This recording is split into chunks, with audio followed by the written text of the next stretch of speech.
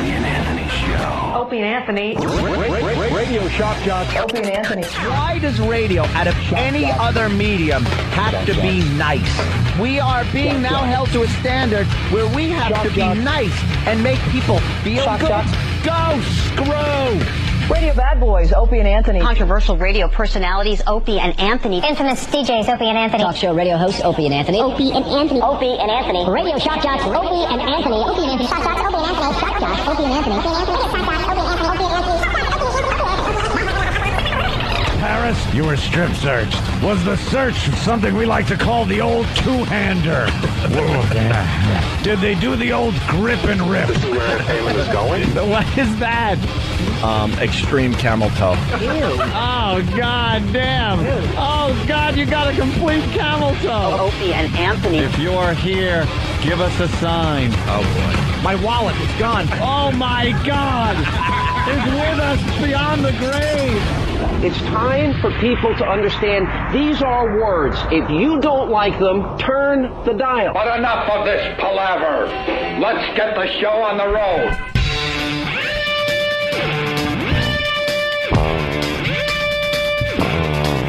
Oh, I feel sorry for Rich Voss today. Rich. I feel sorry for Rich Voss today.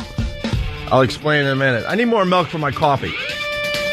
Ooh. Not you. Go get Jared. Jared.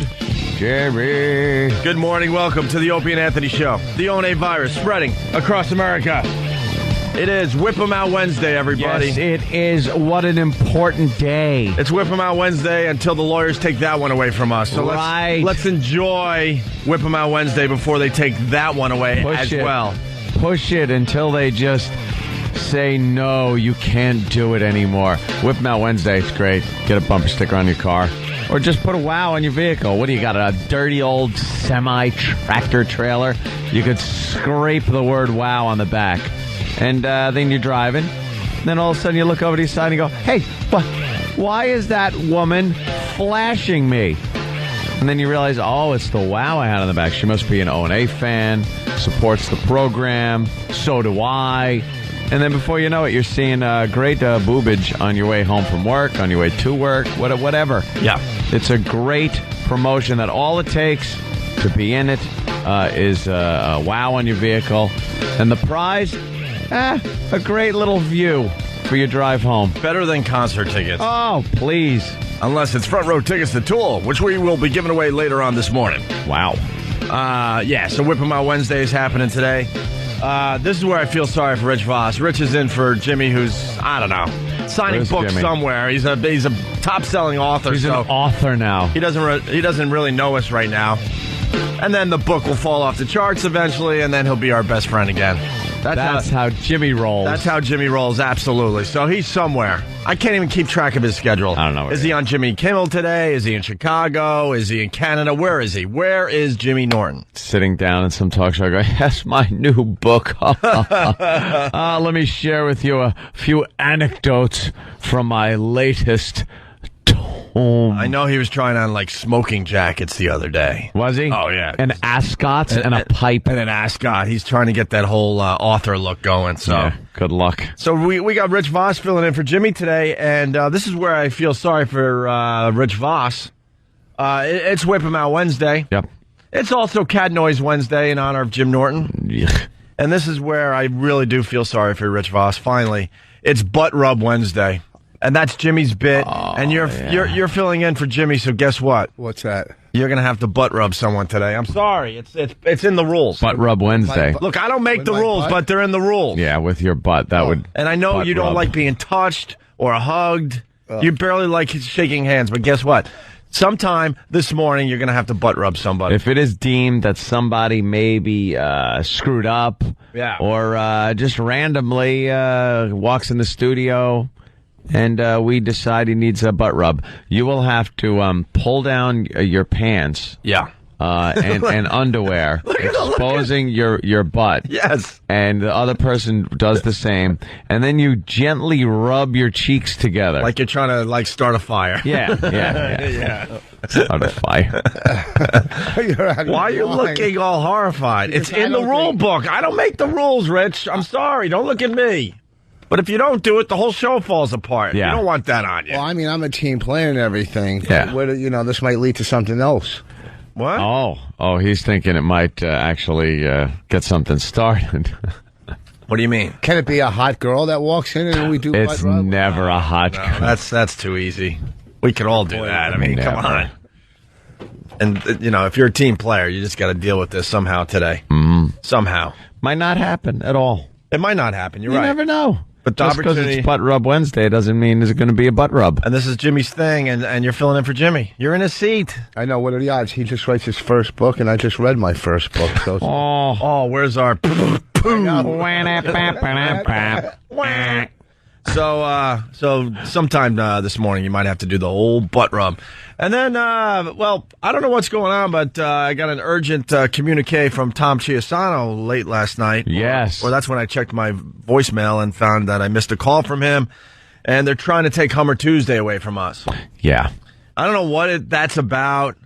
I guess it started in Washington where they were dumping out of us discussing Hummer Tuesday like crazy, and then it went to the lawyers Yeah. on the corporate level, and now everyone is aware of Hummer Tuesday, and they're all in a panic. They're petrified. They're petrified because we're suggesting something. Now you're not even allowed to suggest anything on the radio. No, in some kind of code. how do they bring that up in a board meeting? Oh, and now our next topic.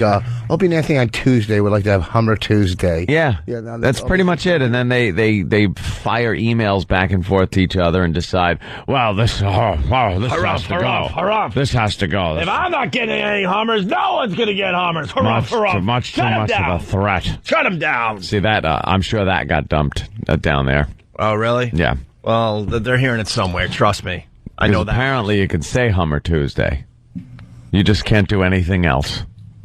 That is so stupid. I know. And this is why I did not want to meet with the lawyers a couple weeks ago. Because remember, we were sitting there with the long table and they're like, we're here to help you. We're really trying to help you guys do a great radio show. Another bit gone. Instead of trying to help us out and try to figure out how we could get this done, they're just taking another bit away from us, making it a little harder once again to do the radio show we know we can do. I've read a lot of transcripts of shows that have been fined, and how innocent Hummer Tuesday is, and the way we present it would never get fined. It just, let's be real here, it just wouldn't. There shouldn't have been one email written about Hummer Tuesday with the lawyers.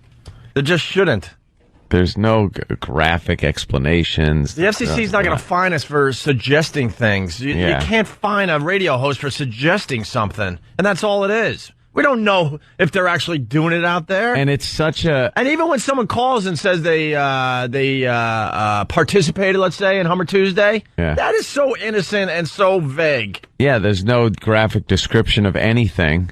You don't even know what it is. I mean, the way we talk about it, it could be anything. You know? Guys, I know it doesn't look like it, but we're here for you. We're here for you. To screw up your show. But we're here for it. But we're here for you. So I don't know what's going on, because I called Tom back, and it was a little too late, I guess, and we never connected, and I guess you got a call from him as well. I got a call, but he said, and then an email. He said, Hummer Tuesday was quite the discussion today. Quite the discussion all over Washington with the lawyers and I saw a string of about 10 emails and read each one and the response to it and then the response to that. And it just got more and more panicked, more and more panicky. It just started off with like, hey, this promotion they're doing, what do you think? This seems like it could be bad in this way, that. And then by the end, it was just lawyers writing,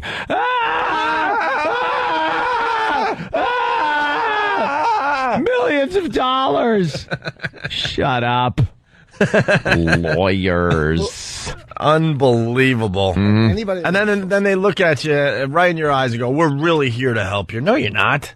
It's not your job on the line to try to get ratings and try to get people interested in your radio show. Nope. I think they would look at this whole thing differently if their jobs are on the line, if they had something to lose. But instead, they don't have anything to lose. They just want to play it as safe as possible. And then they fire us because we don't have the ratings that they need to sell. And then they throw another show in here. Slappy and wappy show. And then the lawyers continue effing up their show. Yeah. That's the problem. Apparently not as bad as ours, though. from what I hear. Oh, my God. I'm hearing things. God bless Philly, man. They're getting away with murder down there. Philly, L.A. I'm hearing like things. People are getting away with murder. The stuff I was hearing in Philly and the words they're still allowed to use down there, and we're attempting to compete with these same shows. Mm-hmm. You gotta be kidding me. But they don't care because they'll just get another show in here, and then they continue with their jobs. Yeah. That's all that matters. They keep going. They don't care. If there's trouble, though, their job might be jeopardized. So that was the big news overnight. Hummer Tuesday's in jeopardy for some reason. Are we allowed to still say it, but we're not allowed to take phone calls? Yeah, can't do anything. Describe it any further. Oh, it's great radio. We just say it. Hummer Tuesday. Oh, because that makes for exciting radio. Yeah, just to say it. Oh, thanks for allowing us to continue saying that. You know, I guess that's a victory for us. Right? I also got this inkling that somebody thought that it might have been a tie-in to the Hummer vehicles. And asked, is this a sponsor thing? Because if it was, of course, there would have been no problem with it. Yeah. If there's some cash rolling in because of it, all right, there would have been no problem. All right, then let's sponsor Hummer Tuesday, and then of course it'll be all right. Of course it will. Someone go out and get Hummer, the vehicle, right, to sponsor Hummer Tuesday, and then we could talk about it. Holy crap. Like, hey, give a Hummer, and we mean the vehicle. Yeah. I mean the vehicle, a Humvee. The other thing that happened overnight, E-Rock found our old instant replays. You know this stuff. No. Boring. Yes. These things. Mom! Yeah. Okay. Yeah. All the sounds that are getting way old. Alert. All this? Yeah. He found our old machine when we were at NEW, and he's like, it would be such a great bit to just plug it in and see what's on this machine. You guys haven't heard this machine in like 5 years? Yeah. He goes, but I already kind of listened to a lot of this stuff, and we're going to just have to do it over at XM because there's no way we could play any of these sounds anymore. And 5 years ago, we were playing on a daily basis, and there was no problems whatsoever with anybody. We should just plug it There was in. no problems with lawyers, no problems with the listeners, no complaints came in. But E-Rock's going, we can't play half this stuff anymore. We should just plug it in and see what gets dumped. Just sounds? You can't do sound like, what is it? Yeah. No sounds Thursday? And it's not even like curses or anything. It was stuff that was completely legal 5 years ago, and for some reason, some of this stuff is not legal anymore. It's just ridiculous. You people give other people the reason to get up in the morning to work. That's what we do. Without you two, they would have nothing to talk about or do. That's right. Well, that drive would stink. Eventually, we're going to have nothing to talk about because they're taking it all away slowly without helping us, without saying, well, all right, obviously you guys got to reinvent yourself and we're going to take another bit away from you. But this is what we're working on to kind of help you guys. Yeah. As we move forward in this new climate. That's the problem I have with this company, with corporate and with the lawyers. They're not helping us. They're just hindering us at this point. They talk about the new climate. We know about the new climate. All right, so help us get around this stuff. We're working. That's all we're asking for. We're working within it. That's ridiculous when people say you have to reinvent yourself. You change with the times. You two aren't going to come in tomorrow like they said with pipes or, being sports guys. Just how do you reinvent yourself? So you just change with the time. Yeah. We constantly change. I mean, we've been at this 12, 13 years now, and our show that we do now is drastically different than the first show we did, which is drastically different than the show that we did at NEW. It's always changing, but the problem I have is they're taking so much stuff away from us, but supposedly we work for this huge conglomerate, this huge corporation. I need my echo. Huge! And they don't give us anything. Yeah. They really don't give us anything. What they do is take stuff away slowly but surely, one thing at a time. Like this Hummer Tuesday, to most people will be like, why are you guys bitching? Well, because we added to the list of all the other things that have been taken away in the last 17 months. A lot of things. And you know what? When you fast forward 17 months and you look at this list, it's pretty impressive, the stuff we can't do anymore. They're just chipping away one thing at a time. Chip, chip, chip, chip. Yeah. It's disgusting. So I guess we got to talk to Tom about that. But I guess we'll be allowed to say Hummer Tuesday, and that's about it. Yeah, that's it. That's wonderful. Happy Hummer Tuesday. That's wonderful. So on Tuesday. Well, it's Wednesday. It's Whip Out Wednesday. We'll see how long that lasts. Let's say hi to Frank in Massapequa. Frank, what's up? Hey there, Frank. Oh, I know they've been having the discussions about Whip Out Wednesday because when we met with the lawyers and we kind of brought that up, they're like, "Yeah, we're well aware that you're still doing it." You know, and they're like trying to figure out how to take that one away from us. No one's ever been happy with that one. And they're going to try to take that one away from us eventually as well. And they'll do it in such a smooth way. And that'll just go away as well.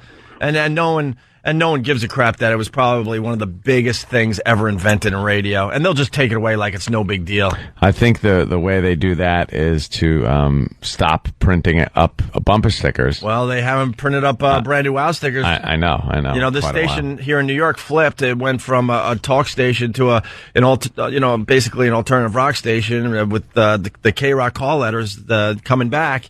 I don't see WOW stickers. That's something in the old days. That would have been one of the first things. Hey, changing the call letters back to K-Rock, and look, open this box, boys. Brand new K-Rock WOW stickers. Have big sticker stops all over the city, but no. I think K-Rock's been back, over a month now, right? Yeah. Maybe a month and a half, and not even a sign that we have WOW stickers on the way. Let's say hi to Frank in Massapequa. What's up? What's up, guys? First of all, you guys are the only reason why I don't rip my radio out of my dashboard. Thank you, sir. The second thing is lawyers will tell you exactly what you want to hear. So, but the main concern, their first priority, is to make sure they don't get sued. So they'll talk smooth to you, tell you, we're here for you, we'll take care of everything, don't worry, we got your back. But yet, they're going to try to, like you said before, chip away, make sure that they don't get sued. So, yeah, they're just priority corporation. That's it. There's a lot of chipping away. I mean, there was a lot of discussions behind the scenes. They want us to meet with the lawyers and try to work some things out. And Anthony and I just didn't want to meet with the lawyers because we know how this goes. And they're like, but we think this is very, very important, and you guys really need to meet with the lawyers so we could figure this out, figure out how we can work together, and figure out how to get some of these things done for you guys. Mm-hmm. And then we sat in a 2-hour meeting and basically listened to the lawyers tell us why we can't do stuff. And I'm like, don't insult my intelligence. I already know why we can't do stuff. That's not the reason we're here. The reason we're here is to figure out things we can do, other things the company could bring to us to make it easier for us to entertain our listeners. Mm-hmm. We don't need to know why we can't do things. We don't need a whole discussion on Janet Jackson at this point. We're well aware. I think I know about that situation. We're beyond educated when it comes to the FCC, indecency, Janet Jackson, Bono saying the F word on TV, the Don Imus thing. Trust me, we keep up on all that stuff. So the meeting was a waste of time. Hence, why did we have to meet with them? After arguing for weeks, said that we really need to have this meeting. Because they need some kind of record that they met with us, right. I think. And then since that meeting, they have now taken another thing away from us. Mm-hmm. That's not helping the show. Ugh, lawyers. And they do it. They say the no's. They're like networks. When they say no to, they say it so well, the no's almost sound like yeses. It's like, wow, did they just say yes? No, that was a no. That was a no. So it sounded like a yes. So today we're at a point where now we can't even suggest things that you guys could do out there. Yeah. We can't even suggest that, see, I can't even say it because they're going to dump out it definitely in Washington. They've been dumping out behind our backs, and we didn't even know until yesterday. Yeah, we didn't even know about that. We have a dump guy here in New York that should take care of the entire network. He rarely F's up. And then they have somebody in the individual stations on a dump button. As like an emergency just backup. in case. But if that person is pushing that button more than once a month, then they're out of control. Because Al is really, really good. We make fun of him, but Al is really good at editing this radio show. Yeah. But we find out overnight that somebody in Washington has been dumping out like crazy, running out of dump. And it all revolved around us talking about this Hummer Tuesday.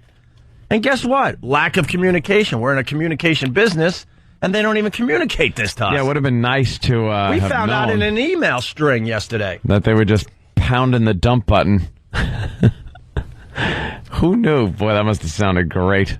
No kidding. Hacked up. No kidding. And you don't think that affects the show and the listening experience when you're dumping out like crazy and you don't even tell us, get a note back to us that you're dumping out of this?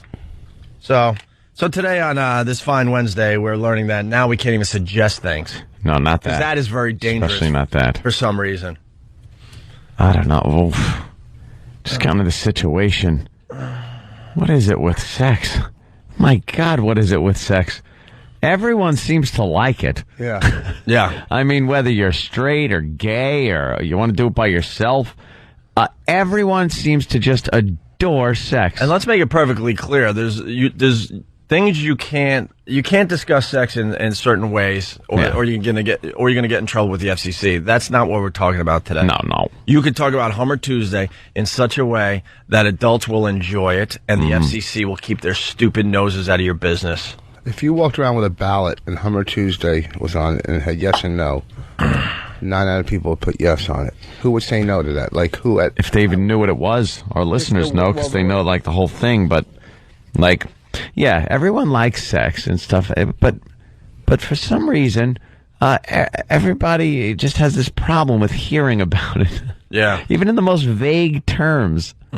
It's such an uptight society. Oh, it'd just be great to get on the radio and just openly talk about what you did last night in the sack, or what your fantasies are, or what you've done in your youthful conquests, in not disgustingly graphic detail, but with a few details in there. Sure. Maybe it would educate some people, make them better lovers, and make happier couples.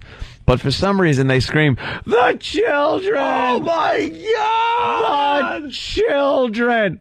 How many children that haven't heard any of the words are actually listening to this show? Yeah. Well, I know we got a few, but they listen. They're dirty-mouthed little kids anyway. The parents raising them like crap. Yeah, they're helpless. They're listening to this show. They're cursing in front of their parents, calling them by their first names. Yeah. Hey, Mike, Carol. Hey, listen, we got to take a break. We'll continue. So we're kind of, we're a bit angry, so someone's going to have to suffer today. That's how we roll. You're going to suffer. That's how we roll. Find a Harry Potter line. We're going to have fun today. Oh. That's how we roll. Find a Harry Potter line. Someone has to suffer. If there is an adult that cares an iota about any part of the Harry Potter book being spoiled, you need to just... Than, you care about it. Yeah. Oh, my God. He's a big fan. Than loves the book. Baby. It's a baby book. It's got the colorful little pictures on the cover. He's holding up the brake sign. Oh. It's embarrassing. Well, on my ride in this morning, I saw a lot of lines. Yeah. Well, people are lining up for the book. I say someone has to suffer today to make ourselves feel better about ourselves. I say drive by. Huh? Drive by. Yeah. A drive-by spoiling. Drive-by bullhorning. A drive-by spoiling will happen on the show. Is that okay? The lawyers will allow that, right? Well, there could be repercussions if somebody gets up in anger and hits their head. Shut up. Go away. They go 20 levels of danger with anything we talk about. Go away. We need some young lawyers with some bright ideas and new ways to look at things. Some young gunslingers. Ooh. That understand what we're trying to accomplish with this radio show and actually have ideas to help us out instead of making it harder. We need young gunslingers. Yep. All right, we got lots to do today. Rich Voss in studio. We got Lewis Black calling in today. Very cool. It is Whip 'em Out Wednesday for now. They'll probably take that away. Yeah, we'll see how long it lasts. But for now, it's still Whip 'em Out Wednesday. Get your WOW stickers, even though the flagship station here in New York doesn't have WOW stickers. No WOW stickers. Well, that's not a big deal. That doesn't hinder a radio show or anything. Also, it's Cat Noise Wednesday, and because you're sitting in Jim Norton's seat, sometime this morning, Rich Voss will be doing a butt rub with somebody. It's Opie and Anthony. Good morning. You're checking out the Opie and Anthony Show. Phone number 877-212-5762. Working on a new number, aren't we? Yeah. An easy one. Yeah. I think we just about have it, right? All those stupid numbers. How you give out a phone number that's all numbers? I can't remember numbers for anything. People give a phone number and it's like, what? I don't know. I forget it. I was thinking the other day, if I lost my cell phone, I would be so screwed. Everyone, this day and age, you used to have to remember your phone number. Like, let's say, God forbid, I'm in the hospital and I don't have my cell phone. I got to call my girlfriend, or I got to call a brother or a sister. I don't know their numbers anymore. That's Whose the difference. number? And we're talking to a lot of people right now that are saying, well, what's the big deal? They don't understand. Back in the day, we're starting that bit. Back in the day, you just memorize. Not all that long ago, though. I know. But you memorize, what? Easily 10 to 12 phone numbers like it was nothing. Yeah. Whose number do you know? Like, I know my mommy's. The only reason I know it was so easy. The only reason I know my mom's is, we've had it for, 30 years or whatever. It was easy. Some odd years. Oh, it's you got one of those. You're one of those families. What, that have the same number? Phone number for like 80 years. Yeah, we didn't move every 2 months like the Cumias. I know. We actually put down roots in Centerport. Dad decided paying rent was optional, and we were being moved all over Long Island. Oh, it was just a mess. Yeah, having to learn a new phone number every couple of months. But you got to see new places and meet Central new Islip and meet new people. That was wonderful. Meet new people that would steal my change and punch me. They punched me. We put down roots, man. It was the worst. But let me tell you something. My parents bought the house that my mom's still in when I was like 4.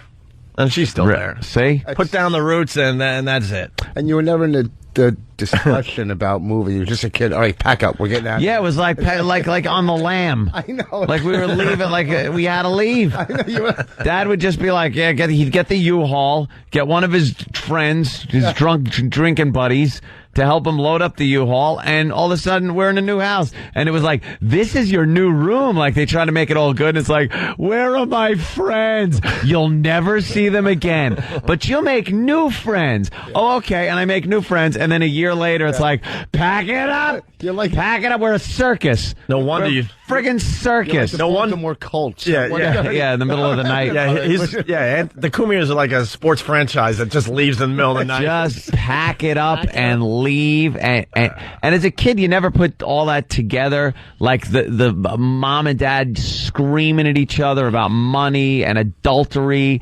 and us having to move all the time. Like, you just thought, oh, this is just what happened. Everyone does this, right? And then you'd make friends with somebody, and they're like, "Oh, how long you lived here?" "Oh, I was like born here and everything." And wait, you don't move like every year? We moved so much. And here's the thing: growing up, like maybe when I was like 21, 22, partying, and I kept getting kicked out of apartments and stuff that was my parents. Looking back. Because what kind of parent can't hold down an apartment for their family? For their family. If you're going to have a family, at least make enough money to pay the rent so that your kid has some kind of stability. It's any type of stability I think would have helped me out greatly. And to stay in one spot probably would have been a good thing. My father, though, no way. He bounced around from job to job. And when he was out of work, we moved because he couldn't pay the rent. Yeah. And then one day he'd come home. I think I told this story, but it was a while ago. Quickly, he worked for a vending machine company, repairing vending machines. And it's the old style, where you pulled the lever and stuff like that. And I noticed my mom buying groceries with bags of quarters. He was just robbing the machines blind. And he got fired from that job. I got you beat as far as dad scams go, though. Oh, not that was a scam. I don't know. My dad had some great ones. We became our own church. Oh, no. Beat that one. You went with that one to beat the taxes or something? That one. No way. My dad figured out that we could be our own church. That's to be tax exempt. Beat that one. I don't think I've ever shared that one on the radio. That's great. They invented that Church of Opie thing. It's not that far from the truth. Okay, back in the day, and this was all legal, so don't come after me, man. And my dad is dead. But my dad figured out how to beat the system. We became a church. Now, Reverend, we had a large family, and all of a sudden we were a church.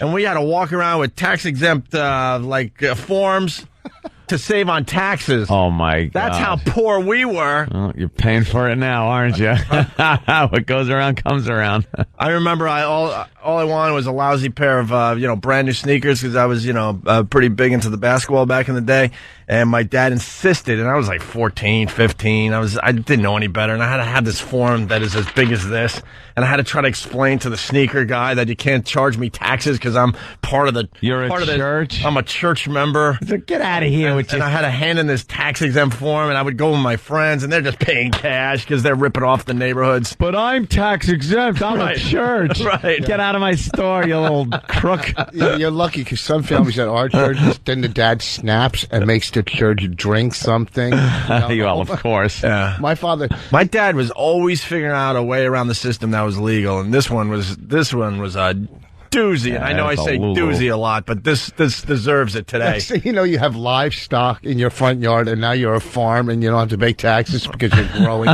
Right. We're growing corn, and we have livestock. Yeah. My father would have a new rich quick scheme, too, all the time. I remember once being at a party, and he has all these packets of instant food. And this is going to be the next, like one day, just no lie, one day he's driving a Rolls Royce, the next day we're taking a bus. It was like... So like you had the same father as I did. It was unbelievable. I try to explain this to my girlfriend. I'm like, because she sees where I was brought up and stuff. She's like, this isn't a poor neighborhood. I'm like, no, you don't understand. Like my dad paid cash for the house that my mom still lives in, but then had 3 or 4 mortgages on the damn thing. Died without any money in his bank account, and then every once in a while a check would come in, and we would be living high on the hog. Yep. And then, 3 months later, we're like, what happened? What happened? We're back to no-frills food, all the white boxes, and instead of, the brand sneakers, it's that off-brand that almost looks cool. Yeah. You went to Models and got the slightly irregulars. Oh, yeah, all that just stuff. Wouldn't fit quite right, and the seam up the back is crooked. And did your dad ever try to make money off selling gold doubloons?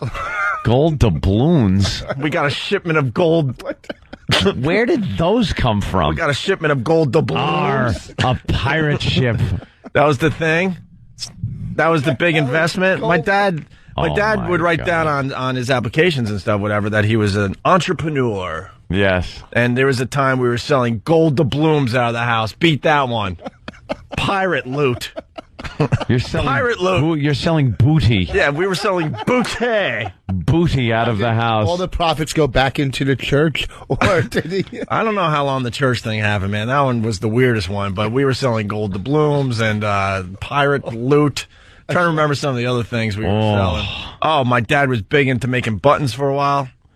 My dad was what they called, and this goes along with, I think, all of ours, is they would call it back in the day being enrich. Oh, yeah. Let's exhume the word for a minute. Yeah. It was enrich. Yeah. Because we would go without food, go without a place to live. We'd have to move. But then he'd get this windfall somewhere, I don't know what, and decide he was going to buy a dune buggy.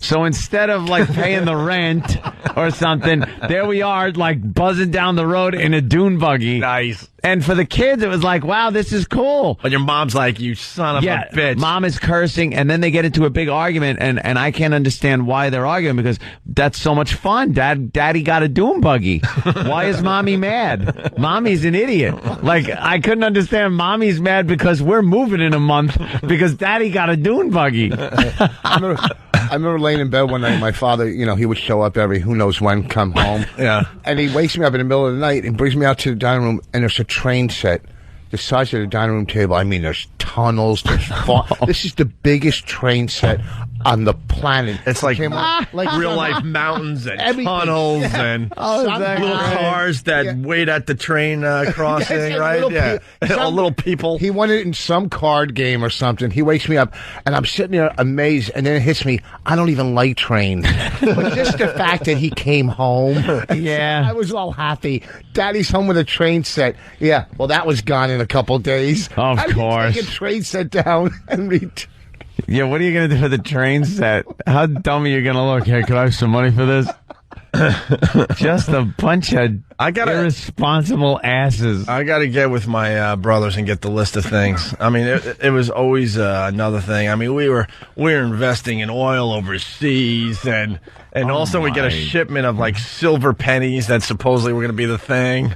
I'm trying to remember everything. Your dad was Ralph Cramden. Always had some kind of he would sell elixirs. Of a covered wagon. Oh, yeah. He had all sorts of powders and stuff that were supposed to help your health and this and that. Way Wow. before that became the thing, like way before all these nutrition stores and vitamin shops, happened. At least he was trying. We went into the Scott and the Flim Flam man. We went into the candy machine business. Yeah. Which was kind of embarrassing. All of a sudden, we would just go about our day and, go into these stores. We went in a million times, like the ice cream parlor or whatever, and there's one of my dad's candy machines. Oh, great. That he set up, and Did he hire my dad? Is that why he went broke on that one? To get all the... Yeah, to get the money out? To get the money out? My dad was from the one for you, one for me school of... one of the funniest... School of thought. One of the funniest stories... and it still hasn't been told on the radio, unfortunately. My brother Brett, who owns F.H. Riley's, we haven't plugged that in a while, 400 New York Avenue out there in Huntington Village, a great, great place, by the way. We're doing very well. He tells a story about how my dad went into the button business, and he would drag Brett and his twin brother Quinn around to sell the buttons at local fairs and whip stuff. inflation now? Oh, yeah. All illegal because he would just buy a ton of magazines, and then we'd have to go through the magazines and find Clip out things. and not clip out. We had a circle thing that we would cut out. Like all of a sudden, let's say it was Muhammad Ali because it's back in the day from Sports Illustrated. That's funny. So we'd take the little circle thing and cut out the picture of Muhammad Ali and make a button out of it. Press it into the button. But to press it with this button machine, we're just little freaking veals. We have no muscles yet. Your whole body has to push on this thing to get the button made. And I was off to college, so he recruited by Brett and Quinn to go around to the local fairs to sell the buttons at the fairs. Oh. And they had a whole speech they had to memorize, and they had to wear a big mesh hat that was way too big for their head, and on their mesh hat was a huge button that said, "I am Button Man." Oh no, he didn't. And they had and there was an R-rated book. So the books were in front of them, and you as a potential customer would come up to the table, go through the books, and go, I want a Rolling Stones button. And then it was my brother's job to make the button in front of them with their little weak arms pressing the machine down, struggling. And they had an R-rated book with some saucy pictures, and my brothers were only 11, 10. And they're making boobied buttons. Oh yeah, they're making buttons all over Long Island at these fairs. I am Button Man. But it was an oversized button on an oversized hat that they had to wear that said, "I am Button Man." Now if you look at his brother, but let me tell you something. I got to get Brett on the show and relax to tell the story. By the end of it, your ribs will hurt. It's one of those stories where you beg the person to stop because you can't breathe anymore. You're laughing so hard. Yeah. Jesus. Because you learn from your parents, too, because I would always try to be in a scam or get rich quick. I remember one time somebody fronted me tons of pot, and I started spending the money, and then I bought other things and try to compensate, and now I owe this guy a fortune, and I'm trying... And then all of a sudden I run to a guy, he's selling fake members-only jackets, right? Yeah. And I thought, okay, if I take this guy's pot money, right, and buy 200 members-only jackets, or I could sell them and make that profit. I bought 100 or 200 jackets. I sold 3 of them. I have a closet full of members-only jackets. I'm running from drug dealers. It's the executive, Jerry. Yeah. It's not even real members-only. They were fake ones. But remember when they were in style? I'm going, I'll sell them outside the club. And there was always a scam. Thank you, Mom and Dad. Yeah. Thank you. Just always trying to, make the quick buck. That's why the second I got sent a credit card application, and I fill it out as a goof, and of course I just, I'm making way more money. I don't even know if I was employed, but I'm like, oh, look at me. I make this much, and I'm employed here. And boom, they send me a credit card with $4,000 credit limit on it. Out of nowhere. Nice. And then on the heels of that, I got another one with $4,000 on it. And I bought a camcorder, CD player, buttons, and a jet ski on a credit card with 25% interest. I didn't care. I wasn't paying it back. I had a jet ski.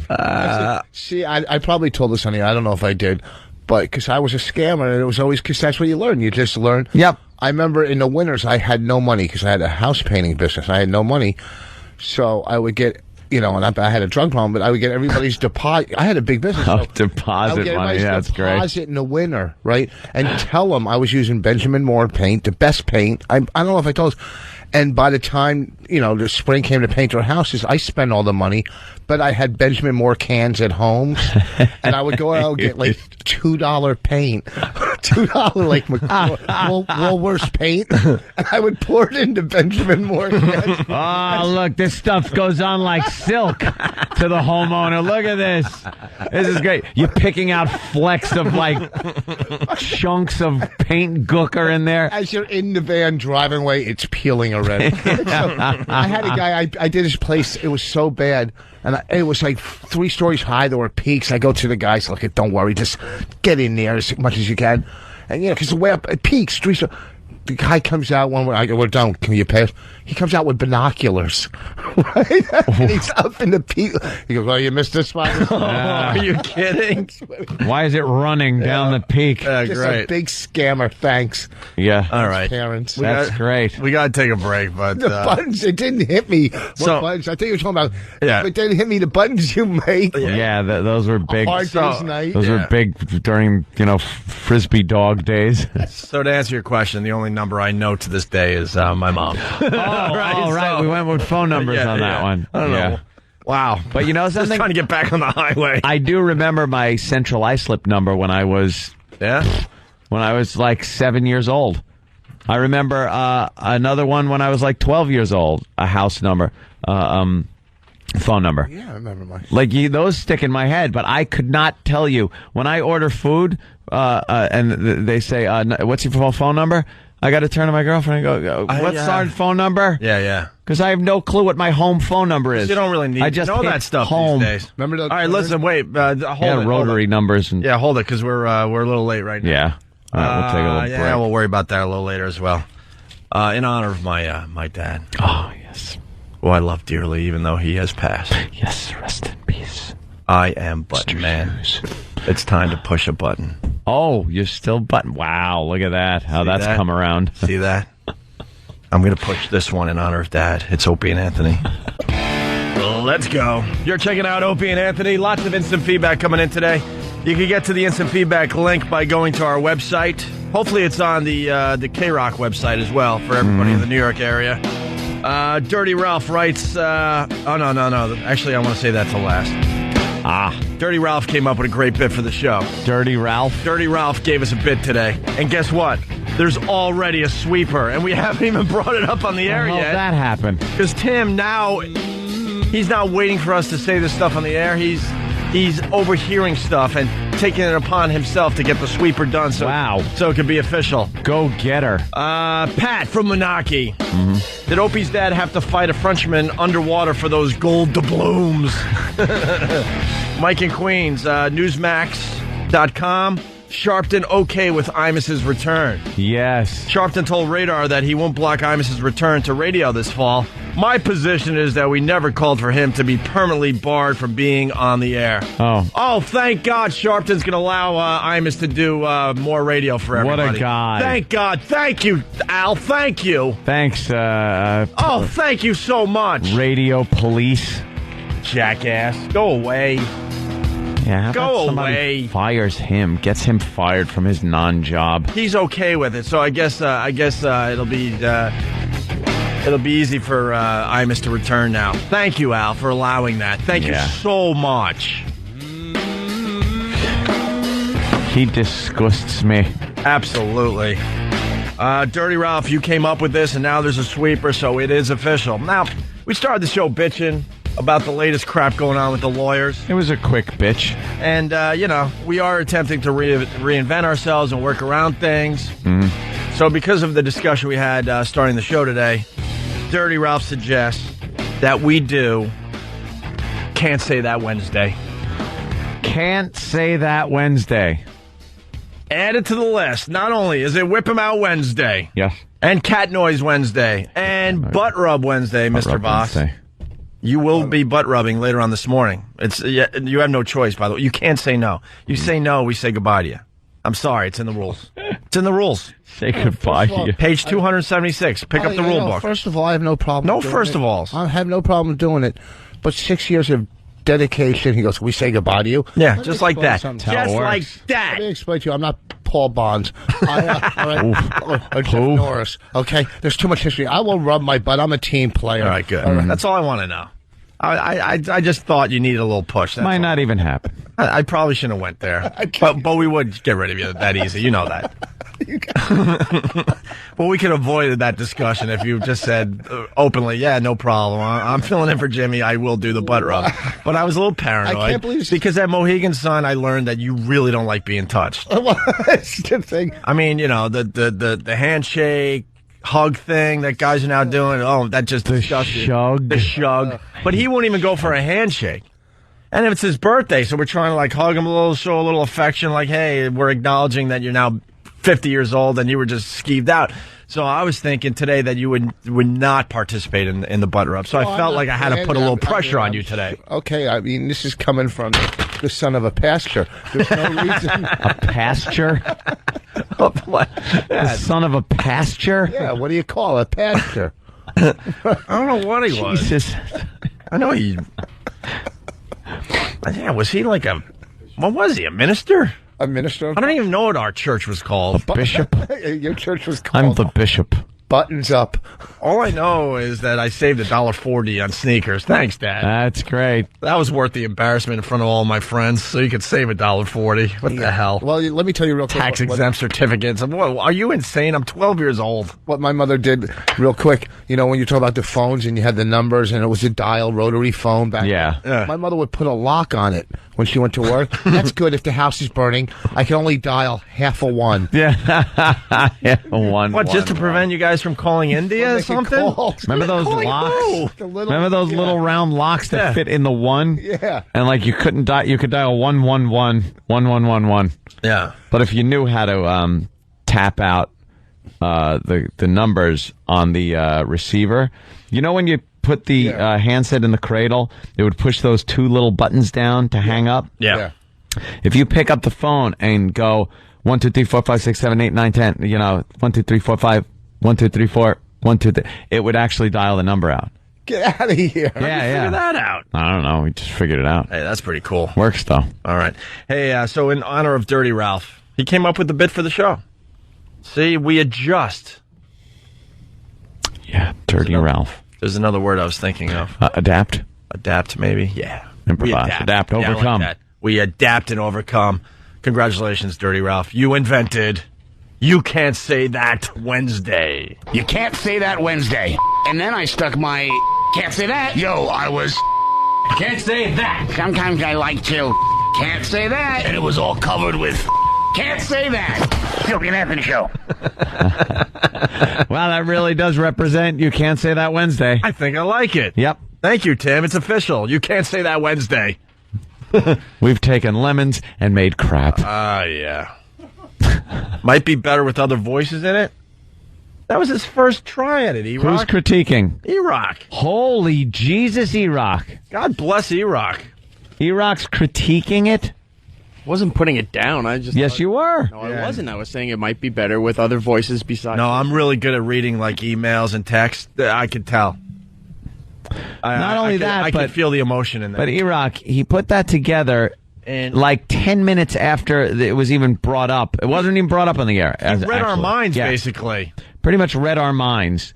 And what was he going to gather up a cast? Was he going to have an open casting call for voices and have people come in and then start directing and mixing different people's voices and sounds? Gee, have some appreciation for the guy. He's actually working. All right, we got some updates to get to. So that was one of the updates. Imus is going to come back to radio, and Al Sharpton's okay with that. Thanks, Al. Thanks, Al, for throwing us a bone. Also, steroids found in pro wrestler's body. The Chris Benoit story continues. This story doesn't go away. And we're learning some things this morning. Investigators said Tuesday they found steroids and other drugs in the body of pro wrestler Chris Benoit. No surprise there, who killed his wife and young son last month before hanging himself in the family's home. Besides steroids, Benoit's body contained the anti-anxiety drug Xanax and the painkiller hydrocodone. Yeah, painkiller. According to a statement from the Georgia Bureau of Investigation. No alcohol in his blood, by the way. Benoit's wife, Nancy, tested positive for Xanax, hydrocodone, and the painkiller hydromorphone. Ooh. The son, Daniel Benoit, who was very young, 7 years old, had Xanax in his system. The GBI said it could not perform tests for steroids or human growth hormones on the son because of a lack of urine in the son's body. But basically they're saying that the kid had a lot of Xanax in his body. Really? Way past. So he was all like... Meh. Way past the suggested amount that an adult should have. So he was sleepy. Well, basically he tried to kind of, numb the kid a little bit before he did what he did. Before he put him in that chokehold. What an awful thing. Yeah, this doesn't give as much details as the story I was reading in the paper today, but the amount of Xanax in all their bodies was just beyond ridiculous. Really? How much they had in them, yeah. So he was trying to numb them up a little bit before he did what he did. So that's the update there. And then, do you remember the sniper who took out his wife as she's singing like bad country songs? Oh, yeah. Was it a karaoke bar? No, it was a band. She sang with a band, some kind of country band. Yeah. And this guy was, she was breaking up with him. He's a National Guard sniper. And in a great job of covering your tracks and making it look like someone else, he shot her in the head as she sang on stage from like 100 yards away across the parking lot. So, yeah, this Which guy... we kind of find funny. I'm sorry. 'Cause it's just like, why? Because it's like, why? Could you at least try? You could have done Use so a many knife. things where they're like, well, we know her husband's a sniper expert. So Sniper. It can't be him because this was whatever. She's on stage in some little crap club. The stage ain't that big. Right. She's just singing there, Did he shoot through a window and all that? Yeah, it went through glass, pegged her right in the head, a headshot. Oh. And that's that. She's dead. Well, there is an update. Yeah, here's the update. A military sharpshooter accused of killing his estranged wife as she sang at a bar is dead. Authorities in Wyoming confirming to Fox News David Muniz died from a self-inflicted gunshot wound to the chest. His wife, Robin Muniz, was singing Saturday when she was shot in the head through a bar window. Oof.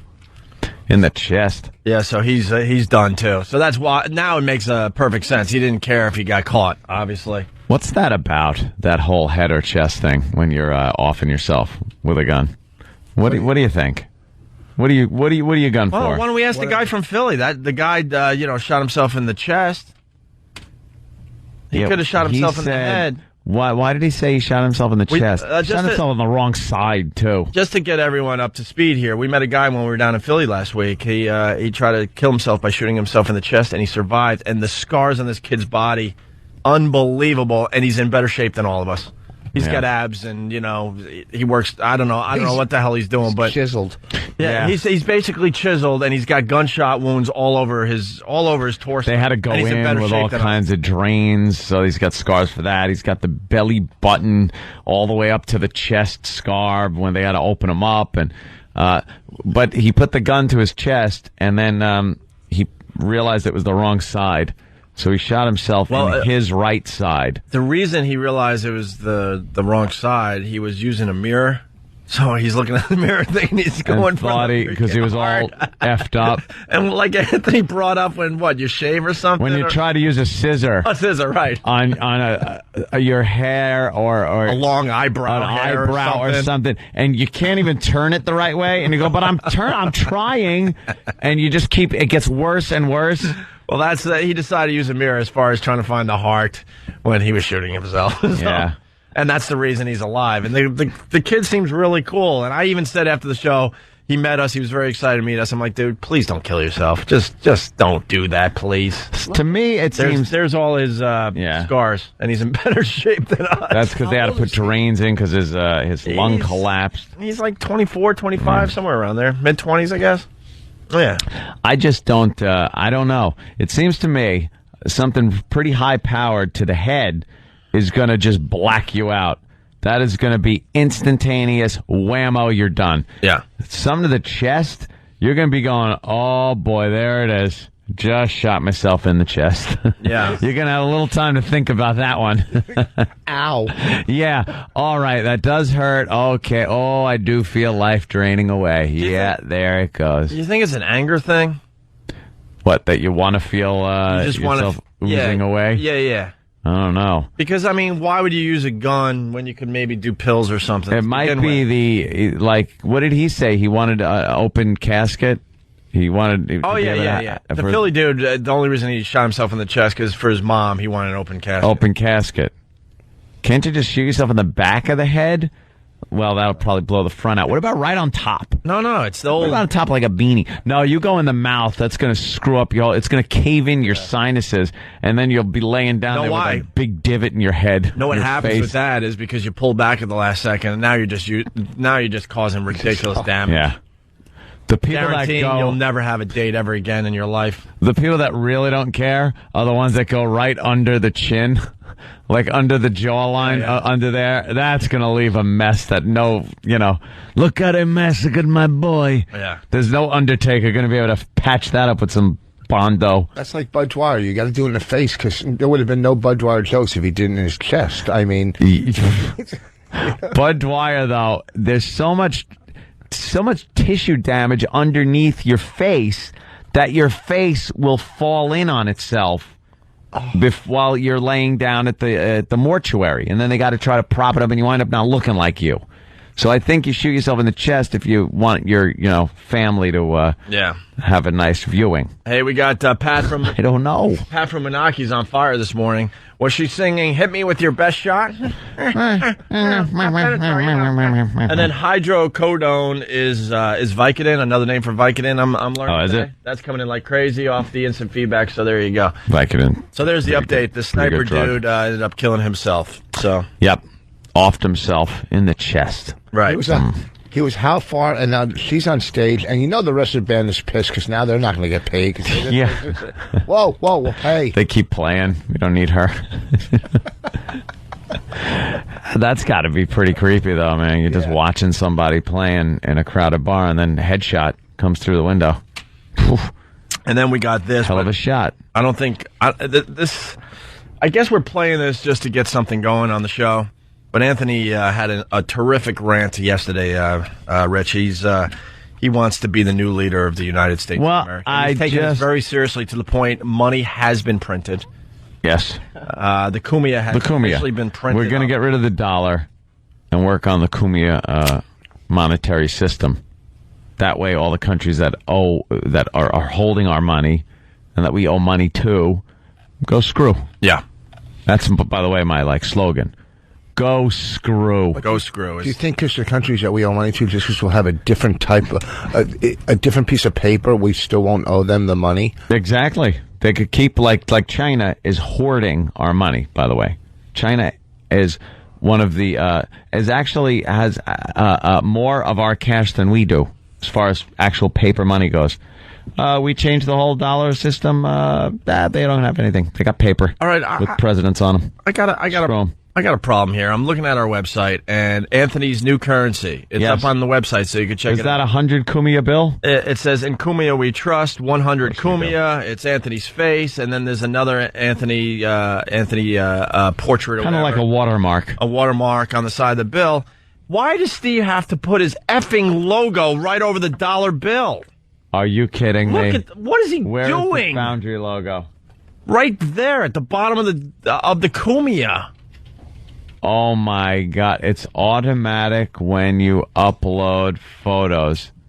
Well, how about there's something to bypass it? He just loves that Foundry logo everywhere. Steve, it's not about you all the time.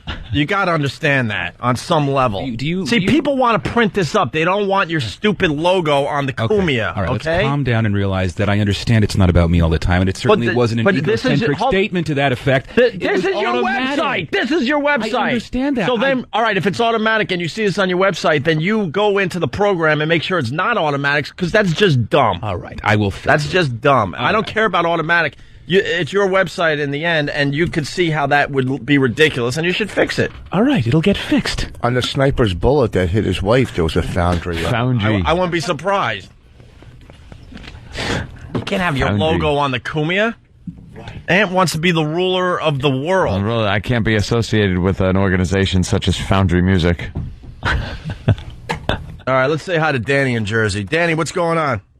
Yo. Hey. All right, I got a question for Anthony real quick. Yeah.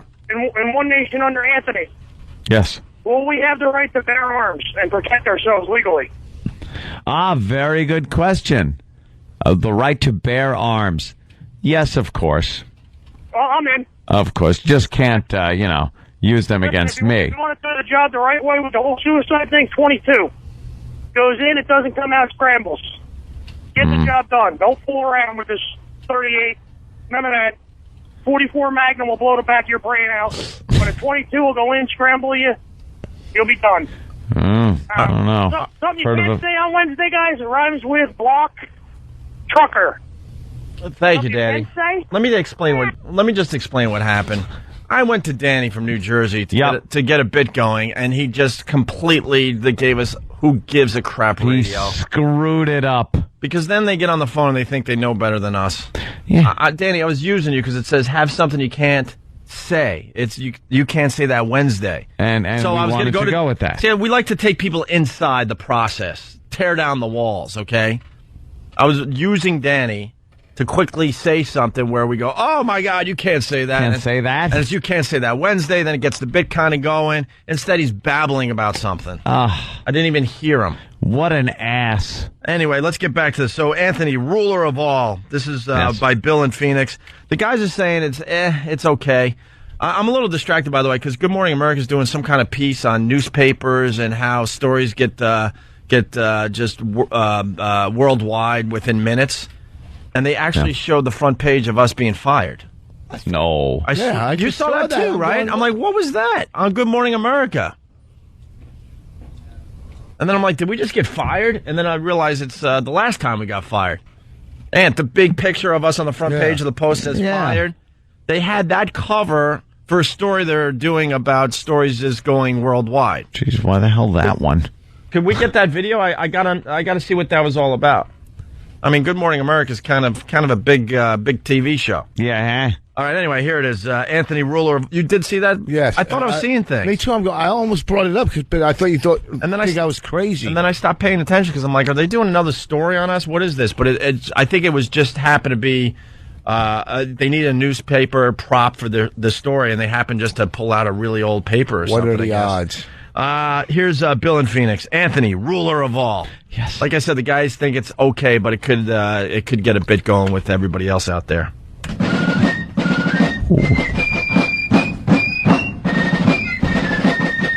You will see a use of force as you have never seen.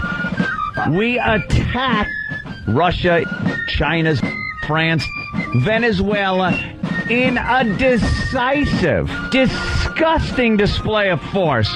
Devastation.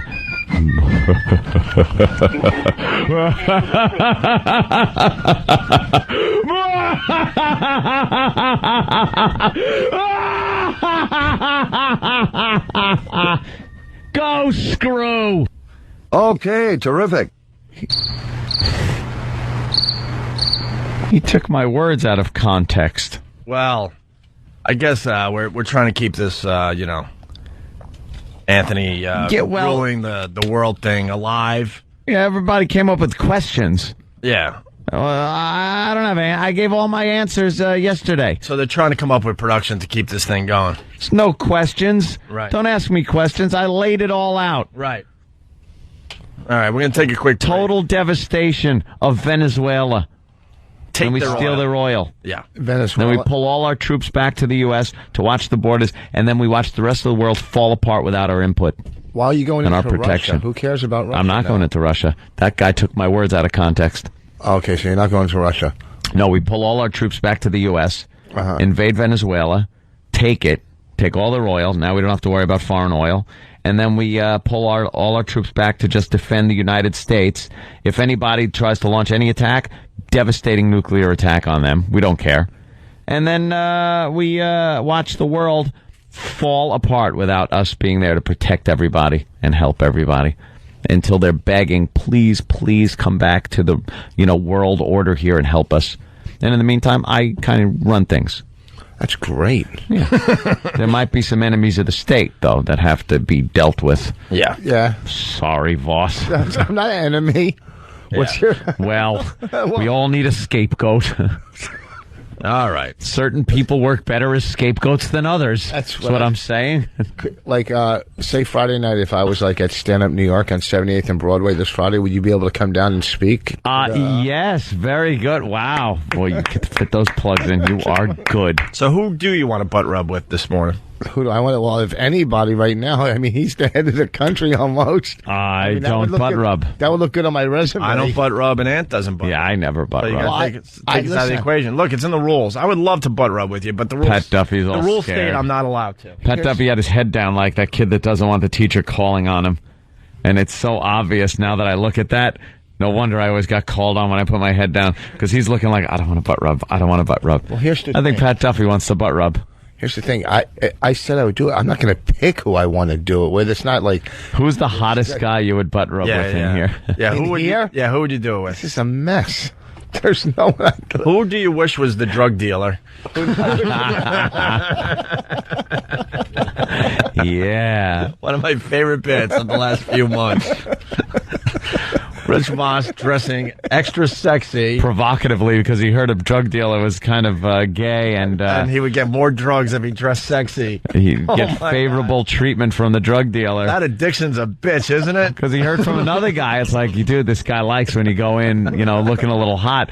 So Rich actually dressed for the occasion by putting on little hot pants and a little bippy shirt. It was like a little tied up belly shirt. It was almost a halter top. You're dressing sexy for your drug dealer. Oh, no underwear. You can just see the outline. Oh, of course. Yeah. And then he would actually go upstairs with the drug dealer, but he swears nothing really happened. I'm going to have to check you for weapons. You did admit that. I will have to check you. I didn't admit anything. You admitted that you lounged on the bed with the guy, right? No, he was. No, I didn't admit that at all. You sat on the bed with the guy. You said you went upstairs with the guy. I did. I went upstairs. You and just him. And you sat on the bed. And he had a gay Doberman. Yeah. And you sat on the bed with him. No, I didn't sit on the bed. I sat right across from him. He was leaning on the bed like that.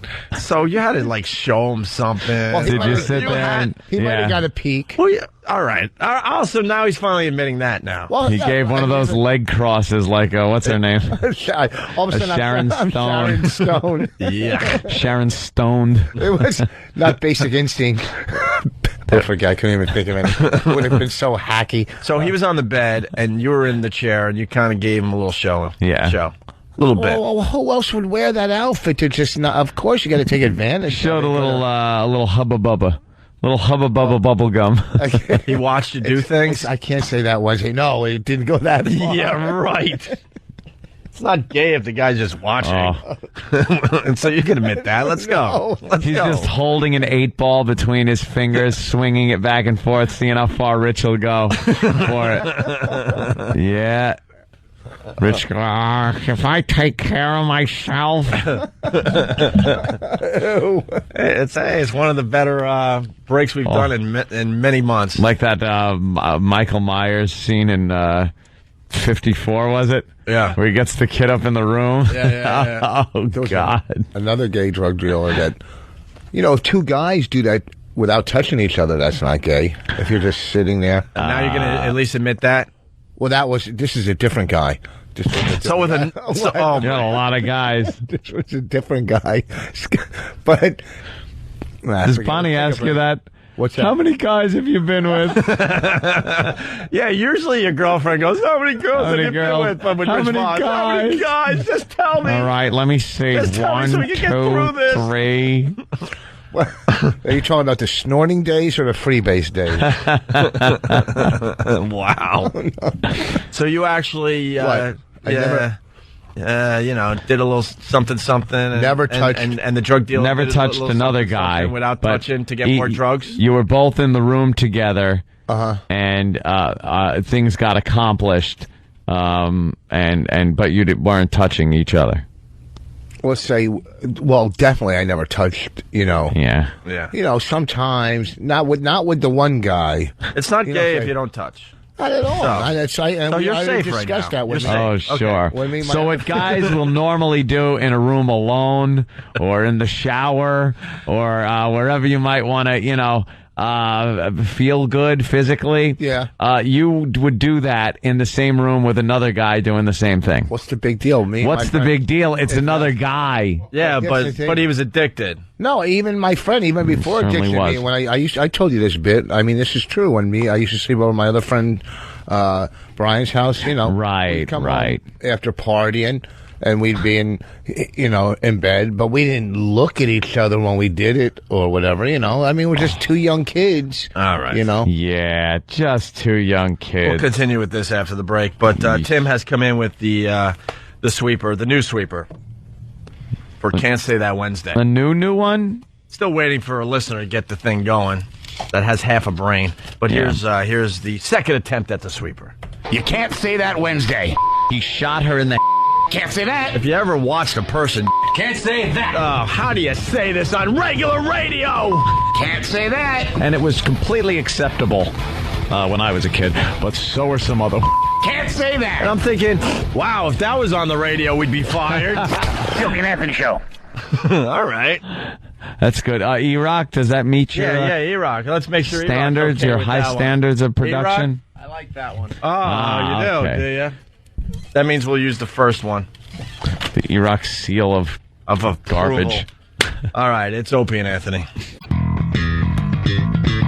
Hey, it's Opie and Anthony on the instant feedback. Bill in Waterford writes, did Rich Voss dance for the gay drug dealer like Jamie Lee Curtis in True Lies? Oh. Now do a dance for me. Make it sexy. And I got to take care of something. Ralph from Belleville, Jersey, or something like that. Belleville? Bellevue. No, Belleville? Belleville? Belleville? From Jersey. He's very obsessed. I got to tell you. Got to bring something to the show. Ralph writes every day on the instant feedback. He's obsessed with the fact that I saw Jimmy getting a treat from a woman as he was driving her back to a bus station. Ah, right. As we're driving through Times Square. And today he writes something every day. He's obsessed with this. Opie, what's more gay? What he just said, meaning Rich Voss, dancing sexy for a drug dealer to get a little extra. What he just said, or watching a vertically challenged funny man receive oral in a car through the rear view mirror. Tell him that story. I want to see if he thinks that's gay. And I've explained this, and Ralph just doesn't listen. If you're a friend of Jim Norton's, you have seen pretty much everything. Everything. That's not gay. So why? It's like watching porno live. We are driving through Times Square. He's dropping a chick off at a bus station, so she makes the long bus ride back to whatever crap town she was from. And obviously, I know something's going on. And Jimmy adjusts the rear view mirror so I can, get a peek for the shock value. And of course, I look, and then I laugh hysterically because I'm not a homophobe, Ralph. I can handle seeing that without freaking out and thinking of my own sexuality. I laughed openly, like, holy crap, what the F, dude? And then I went back to looking out the stupid window and looking at tourists. That's the story, Ralph. So chill. Every effing day with the dumb thing. How could you not giggle when you see that happen? Thank you.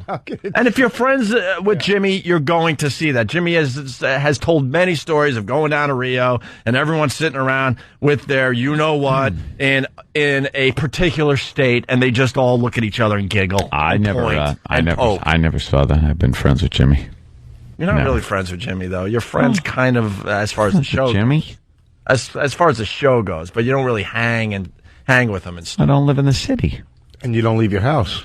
I leave my house. Oh, you do? Sometimes. But I'm saying, I had a friend of mine unbuttoned a girl's top in the back seat and was like, kind of juggling around a little bit. Right. And I looked at that in the mirror. Right. And that was kind of cool. Yeah. Way back when. That's not even close to anything. No, it's cool. Dude, think about it. It's this girl I go to high school with. She starts seeing this guy that's my friend. They're in the back seat, and she's sitting in the back seat with her shirt just completely open, bare-breasted, and I'm looking at this girl I go to high school with in my rearview mirror. That was hot. Well, yeah, of course. Yeah, high school, that's good. Yeah. High school. I'm not talking last week. And why are you trying to defend the thing? You've seen Jimmy. Not in that act. You've seen other things on Jimmy. You've seen his bare bottom. Yeah, but that's like as he's like goofing around. You haven't seen the pictures of his bare bottom from the wedding when Keith took the pictures in the bathroom? Yeah, that's hysterical. All right, thank you. But I haven't seen him in a sexual situation. No. Sitting there doing what he does on a daily basis, he's always fiddling. Not where everything is exposed and he's having some type of sex with a woman. I've been with Jimmy a couple times. Let's say there was a third party. Right. Yeah, you've seen a lot. Yeah. All I'm saying is, if you're a friend of Jimmy's, you're privy to some fun situations. As far as I'm concerned, I've always been back at rear echelon in the headquarters building. Opie apparently one time or another saw some combat, and you've constantly been on the front line, Voss. Yeah. As far as Norton goes, and seeing him in action goes, you're a veteran, a seasoned vet. So I could bury this with this Ralph guy that's obsessed with it. I'm completely okay with the fact what I saw that day as we're driving through Times Square. So say whatever the F you want. Okay? So you want to say you want to bury this bone? Is that, Look, man, it was hilarious. It was shocking, and that's it. That's all I'm trying to say. And it was funny and shocking at the same time. All right, we're going to attempt this again. We got Jason on the line. Jason, you're on the Opie and Anthony show. What's up? Hey, good morning, fellers. Hey. Hey.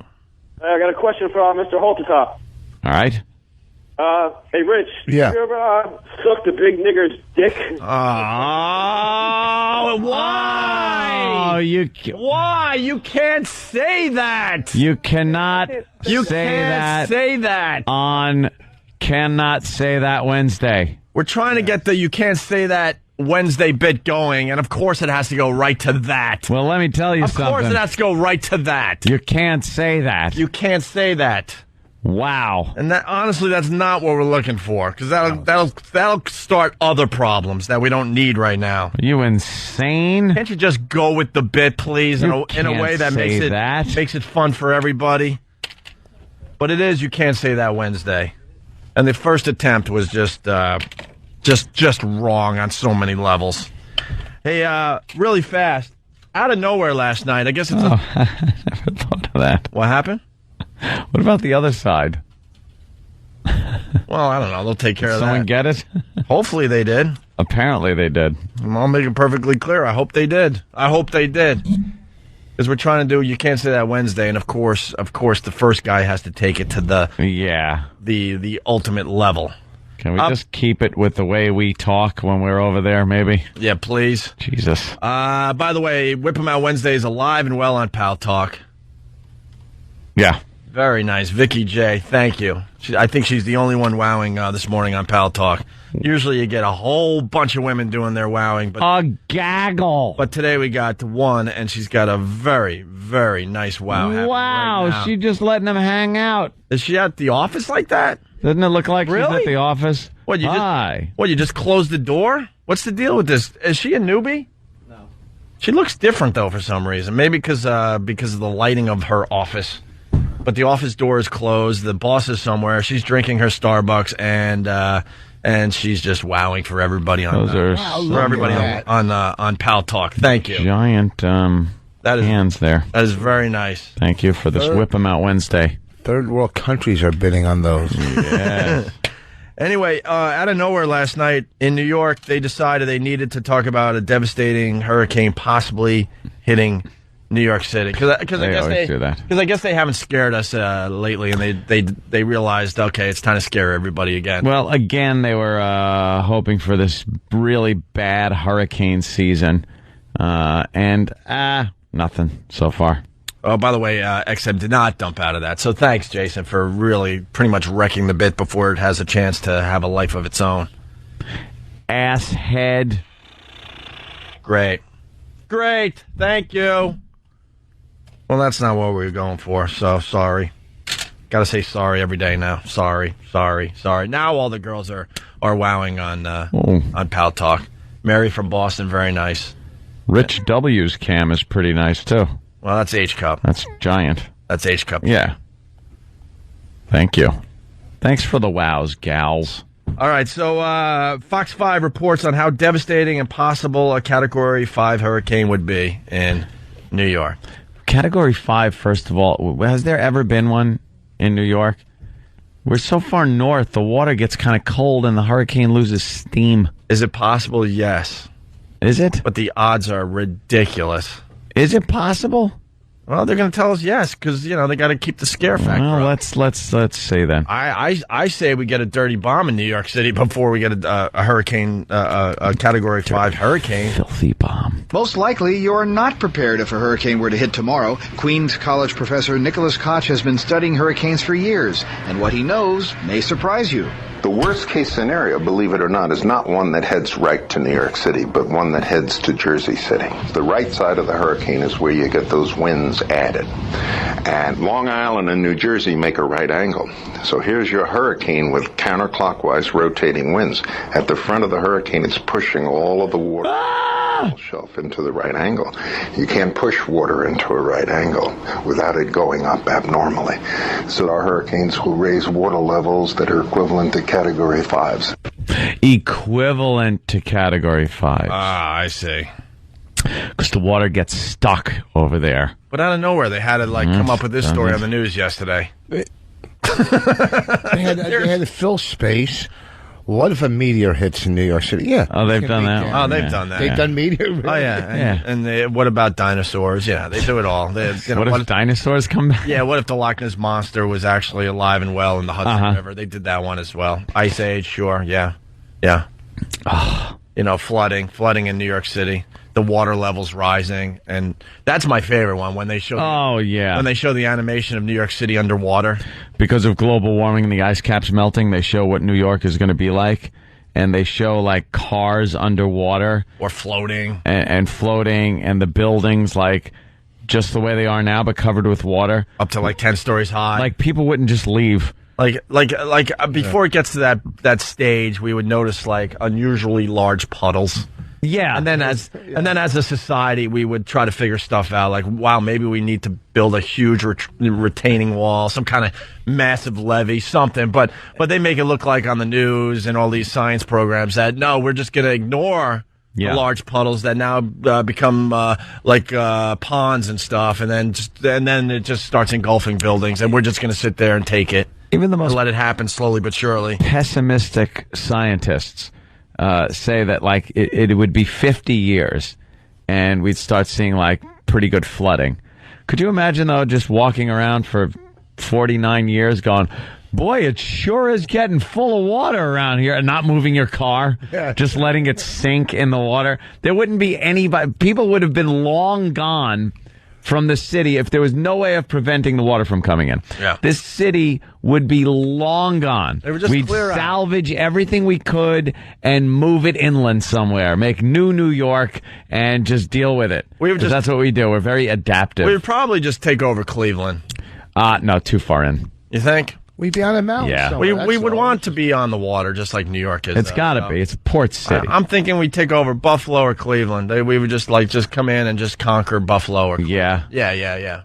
Be good in Cleveland. They could open some of those stores that keep closing rapidly. Yeah. I think we just go a little north, take over Hartford. Hartford? Yeah. We take over Hartford, rebuild it, make it New York, because the water will have risen up where that's probably going to be like a coastal city. But isn't the water going to come from the north? No. It comes from the just everything rising. The ice caps melting, but it doesn't run down the land. It just makes the ocean higher. Oh, he gets confused when I he know. maps. You're one of those guys. Yeah. It has to come from the top of the map, right? Yeah. It's just... I wish they were all wrong. I kind of thought that too, but I was 8. The top of the map. Yeah, everything comes down from the top of the map, right? Because that's how we look at stuff. I understand, Rich. Wait, the ice Rich thinks that the mind of a 10-year-old. Yeah, I thought that when I was 8, but then my dad kind of explained it to me in between scams. The ice caps melt. Yeah. And all that extra water comes from the top of the map. No, hold on. Top of the map. So the ocean rises. Yeah. Yeah. Sea level rises. Yep. Right. But why does it... Oh, okay, I see. And then floods everything. Everything that's like close to the water now. You know, you look over at the west side of New York City, and the water's right there. It's only a few feet below the West Side Highway and all that stuff over there.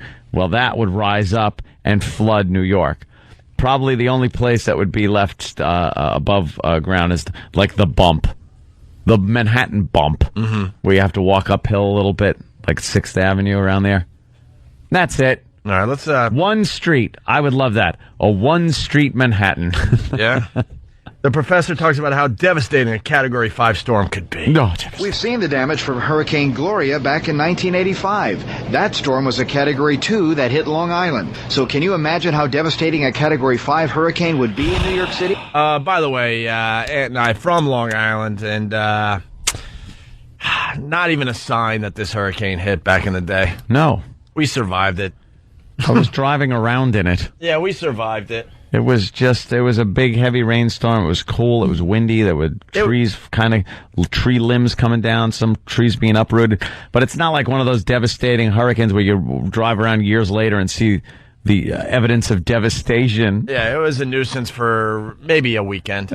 Long weekend. I think by Monday or Tuesday we adapted pretty well, and we, somebody that sells plywood made a lot of money. That's it. A couple squirrels lost their home. It was a Category 2 that hit Long Island. So can you imagine how devastating a Category 5 hurricane would be in New Or a York 10? What will a major hurricane do to an urban center? Take our subways. Our subways are underground. In August, we get these tremendous rainfalls. We pump out the subway, right? What's going to happen when you have salt water in the subways? As soon as that salt hits the third rail, we have to rewire the subway. How many billions is that going to cost? Oh, my God. Economically, it would be devastating. But more importantly, your life is at risk. The news has just got to stop. We're on to you. More and more people are on to the news and what they're trying to accomplish. Who's this over-dramatic? Once that salt water hits the third rail, we're in trouble. And that'll cost... could end everything. Devastation of the billions of dollars. Oh, my God. Category 5. What's a Category 5? Oh, you don't want to know. Finger of God. Shut up. Yes, Dan. I mean, yes, if a hurricane came that flooded every subway tunnel simultaneously, that would really stink. Yeah. But I don't think that's what would happen. No, of course not. The odds of that happening, I mean, let's just all relax. This is all a Democratic campaign, this whole global warming. Ooh, Democratic. Rich getting political. Well, that's what this is, because it gets you thinking, the Al Gore, we're all green. Al Gore. The Al Gore, yeah. We're all green, the concerts, all of this is Democratic. Did you say the Walgreen? I said going green, everybody's going green, all this. It's all just a campaign for the Democratic Party coming up for the presidential elections. None of this happened 2 or 3 years ago when there were no elections. There wasn't all these free concerts. Warren, how badly New York should be crippled. New York is not only the Big Apple, it's the headquarters for banking, finance, entertainment, and all these things. Yeah. And they're all going to be crippled. Not because people are going to be killed or devastation, but the interruption to the communications. You don't want to see what happened in New Orleans happen in New York City. So does Professor Koch believe New York is prepared? New Yorkers are too smart. They think that they're smarter than everybody else, including emergency managers. I tell them, listen to the people that are telling you what to do. You're paying them to save your life. You don't want to see what happened in New Orleans happen here.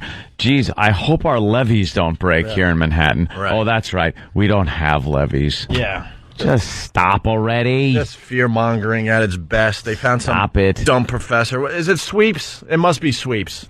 Some kind of... They do this on the news when they need, some ratings, so they get really outrageous.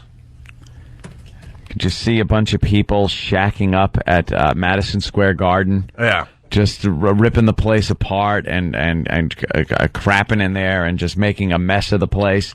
instead of maybe just, going into one of the hundreds or thousands of buildings that would be well above sea level. Well, and here's the deal. Any building. Here's the deal. New York City, in the overall scheme of things, is so much more important than New Orleans. Everyone knows that. The government response would be drastically different if we were faced with something like that here in New York, or in pretty much any other city in America. It's just how it works.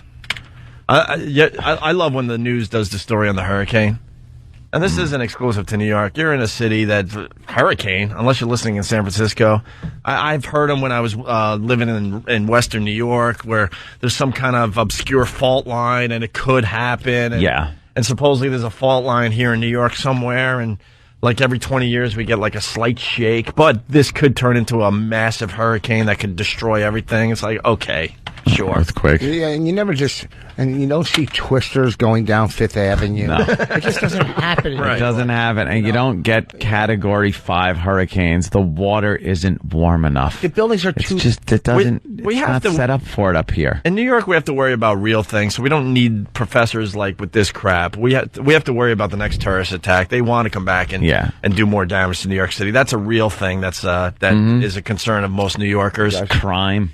If you're in certain areas. But a Category 5 hurricane, that's way down on our list of things we're worrying about on a regular basis. An earthquake possibly destroying, New York City, way down on the list. The Loch Ness Monster in the Hudson River, way down on our list. I've never woken up worried around this area.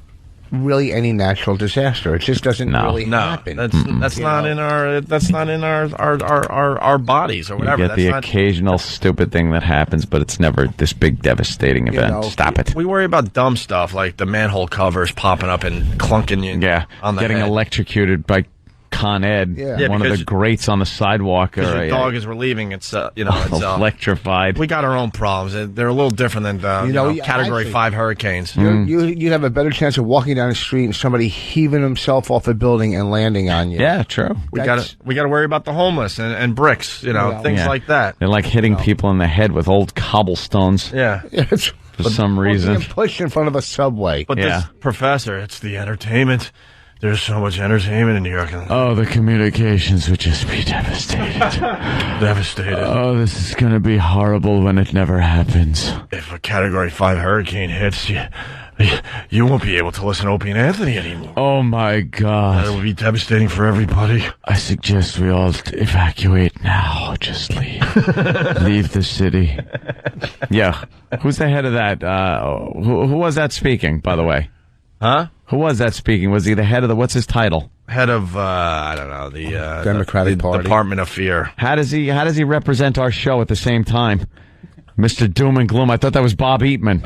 Oh, guys, when the hurricane hits, it's going to be just horrible. Guys, the ratings. Guys, how will it affect the ratings? If a Category 5 hurricane hits, your ratings will be devastated. If the hurricane hits, the merger will and then I'm actually going to go through or won't. I don't know which is worse. But I'm going to actually have to work for a living. I'm not going to have to. I won't be able to ride your coattails anymore. I'm going to actually have to really work for a living. Hold on for a minute, boys. Yes, I'll take that 15-cent receipt. Oh my God, I have to save my receipts just in case I have to use them to sandbag my property. Let's say hi to Dave in Philly. Dave, what's going on? Yo, Ole, what's happening? Hey, bro. Hey, they're doing the same thing down here in Philly. Last night they ran a story on happened if this monster hurricane came racing up the coast. And how the city would be inundated with waves. And how we'd be wiped out. It would just be horrible. All right, thank you. All right, Dave, we get it. By the way, there's a better chance a Category 5 hits Philly before it hits New York. Yeah. What do you think of that? Yeah, it's further south. Washington? What I say. Even a better chance than Philly. What do you think of that? Huh? I think you get past those... the Carolinas? Yeah, the Carolinas. North of the Carolinas, and it's all... It's over, Johnny. Yeah. You're really not getting the devastating hurricanes. No. That's our little weather update. All right, let's say hi to Jason in Cleveland. Jason, what's up? Hey, what's up, Owen and stupid Voss? Hey, what's up? Oh, not too much. I just was trying to get in on the Inappropriate Comment Wednesday, calling from Cleveland. Hanging up on him. Yeah. Doesn't know how to do the bit. He doesn't know how to do the bit guy. That's who he is. You don't set up the bit, you just do the bit. Right. I'd like to do you can't say that Wednesday bit. I like to do the can't say that Wednesday. Yeah, can't say that Wednesday thing. You Hold guys on to your started. hats. Here it comes. Oh boy! And he had the nerve to call me stupid. It's called an idiot. The element of surprise. Right. That's what makes the bit pretty good. Yeah, a pretty good one. He was playing for a prize there. What an idiot! All right, it's Whip 'em Out Wednesday. It's Rich Voss doing butt rubs. It's many, many things today. Gotta get a butt rub in. Yeah, rub. Huh? Oh yeah, butt rub. Hey, how about after the break? I'll do the butt rub. All right. After the break, you do a butt rub. Butt rub Wednesday. It's butt rub Wednesday. Jimmy kind of started this, and he's kind of not happy that he started this one because now he has to butt rub almost every Wednesday, and you're filling in for Jimmy. So how about we line up the interns and a few members of the Opie Oh, like staff. a brothel. Yeah. And you could pick out the one you want to butt rub with. Yeah. And we're going to make you pick out the person you're going to butt rub with. All right. Just imagine they're all drug dealers. Jeez. All right. By the way, Rich Voss is going to be a father on Monday. Another one. After the One traveling virus. Scheduled birth? Yeah, Monday. Yeah. Sunday night, Monday morning. Is this this is Bonnie's first, right? Yeah. Is she all nervous? I guess. I mean, it's a pretty powerful thing coming through you like that. You think she's going to be? Are you going to be in the delivery room? Did we talk about that? Yeah, I'm going to try to get a phone and see if we can get it on there. That'd be great. That would rock. I'd love to hear her screaming. This guy last night, he goes, I got one word, epidural. I go, hey, we have a name. But hey, if you want to go with Sam to San Diego for Comic-Con, courtesy of our good friends at NBC. Of course, you'll get a sneak peek at NBC's new fall shows, Bionic Woman and Chuck, and see the cast and crew of Heroes talk about their new season and see the latest sci-fi screenings. You can log on to 923krock.com to enter for that trip to San Diego with Sam, our own Sam. Right. It's Opie and Anthony.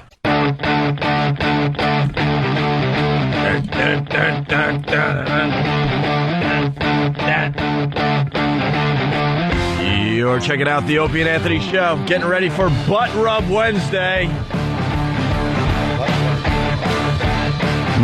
You can pick one of these people to do a butt rub with, Rich. Oh, and hold on a minute. Hold on, though. But first, it's also time for a Opie and Anthony sing-along. Hold on. We'll get to you in a second. But we like to do this from time to time. We like getting songs stuck in your head. Oh, yeah. And we found a really, really good one today. Okay. The Opie and Anthony sing-along. Nice music. Love the MIDI. Chocolate rain. Some stay dry and others feel the pain. Chocolate rain. A baby born will die before the sin. Chocolate rain. What? The school books say it can't be here again. Chocolate rain. The prisons make you wonder where it went. Chocolate rain. Build a tent and say the world is dry. Chocolate rain. Zoom the camera out and see the light. Chocolate rain. Forecast to be falling yesterday. Chocolate rain. Only in the past is what they say. Chocolate rain. Oh my God. With your neighborhood insurance rates. Chocolate rain. Makes us happy living in a gay. Chocolate rain. Everybody, come on. Made me cross the street the other day. Chocolate rain. Made you turn your head the other way. Chocolate rain. Turn it off. Quickly crashing through your veins. Chocolate rain. Turn it off. Using you to fall back down again. Chocolate rain. History quickly crashing through your veins. Chocolate rain. Using you to fall back down again. Chocolate rain. Seldom mentioned on the radio. Chocolate rain. How long does this go on? Oh, another 3 minutes. Enjoy, everybody. Come on. Chocolate rain. And you're sitting there going, this is really stupid. Well, guess what? A little later this morning or later on this afternoon, out of nowhere, you're going to just be humming Chocolate Rain to yourself. Chocolate rain. Chocolate rain. Chocolate rain. Wants to hear about it now. Chocolate rain. What? Which real hard it goes away somehow. Chocolate rain. Makes the best of friends begin to fight. Chocolate rain. But did they know each other in the light? Chocolate rain. Every February washed away. Chocolate rain. Oh, we're going to the end. We're going to the end with this one. Celebrate chocolate rain. The same crime has a higher price to pay. Chocolate rain. The judge and jury swear it's not the face. Chocolate rain. What is chocolate rain? Does anyone know? Quickly crashing through your veins. Chocolate rain. What is chocolate rain? Shut up! Shut up! No! Shut up! No! Quiet. No! Quiet. No! Stop it! No! Your veins. Chocolate rain. Stop it! No! Stop whining. Using you to fall back down again. Chocolate rain. Shut up! Shut up! Shut up! Economy. Chocolate rain. This sucks. Turn that body into GDP. Chocolate rain. The milker blames the baby's DNA. Chocolate rain. Okay, terrific. But test scores are how much the parents make. Chocolate rain. Okay, terrific. Flipping cars in France the other night. Chocolate rain. Shut up! Shut up! Will you shut up? Shut up! Shut up! Shut up! Jesus Christ, man, what the hell is wrong with you? Please, just shut up! Cry and shake their heads in shame. Chocolate rain. Oh my God! Why? What happened? It just goes on. Oh yeah. Which part do you think you're living in? Chocolate Oh, rain. keep saying it's stupid, but you'll see later today. Out of nowhere, chocolate rain. Now I'm wishing for that category 5. We got to where we are. Chocolate rain. No. It's really quickly crashing through your veins. Chocolate rain. No. Using you to fall back down again. It's catchy, right? Rain. No. What? It's the worst. Who is it? Why is he doing this? Why is he doing this? Using you to fall back down again. Chocolate rain. Chocolate rain. Chocolate rain. Chocolate rain. Chocolate rain. Chocolate rain. That's terrible. I'm sorry. Chocolate rain. Can you dig that? I knew that you could. Chocolate rain. Chocolate rain. Yeah, you try not to say that later on today. Chocolate rain. And then you're going to curse us. Chocolate rain. Let's say hi to Rob in Jersey. Rob, what's up? Hey, what's going on, guys? Hey. I found this guy on YouTube the other day. His name's Tay Zonde. He's got probably 30 videos on YouTube, and one of which is just selected readings so people can hear his reading and speaking voice. Oh, really? Yeah, he's a disaster. Every song is sung like that, and they make no sense. I like chocolate rain. Say it. Chocolate rain. Meow. Meow. Chocolate rain. Rain. Chocolate rain. I got the song down. I love it. Don't make me start it over again, Ant. No, don't. Don't make me start it over again. Don't. Chocolate rain. I think people are appreciating chocolate rain. We didn't do it for them What to is it about, appreciate it. by the way? We did it to get under their skin, and then later today, they're just going to go, chocolate rain. What was that about? And then they're going to go, I curse them, I do. I don't get what the song was about. The over influx. Maybe it's a song about the bit we are thinking of doing. Oh, the one we wanted to do? Yeah, that would fit. Let's just put it this way. It has something to do with a super soaker and something that could be confused for chocolate rain. Chocolate rain. I think he's trying to be deep and trying to make some kind of a statement. Jared standing there, chocolate rain. Super soaker pointed at him, chocolate rain. all over his face, chocolate rain. They call me Cream Pie Jones. Yeah. Oh. Well, yeah.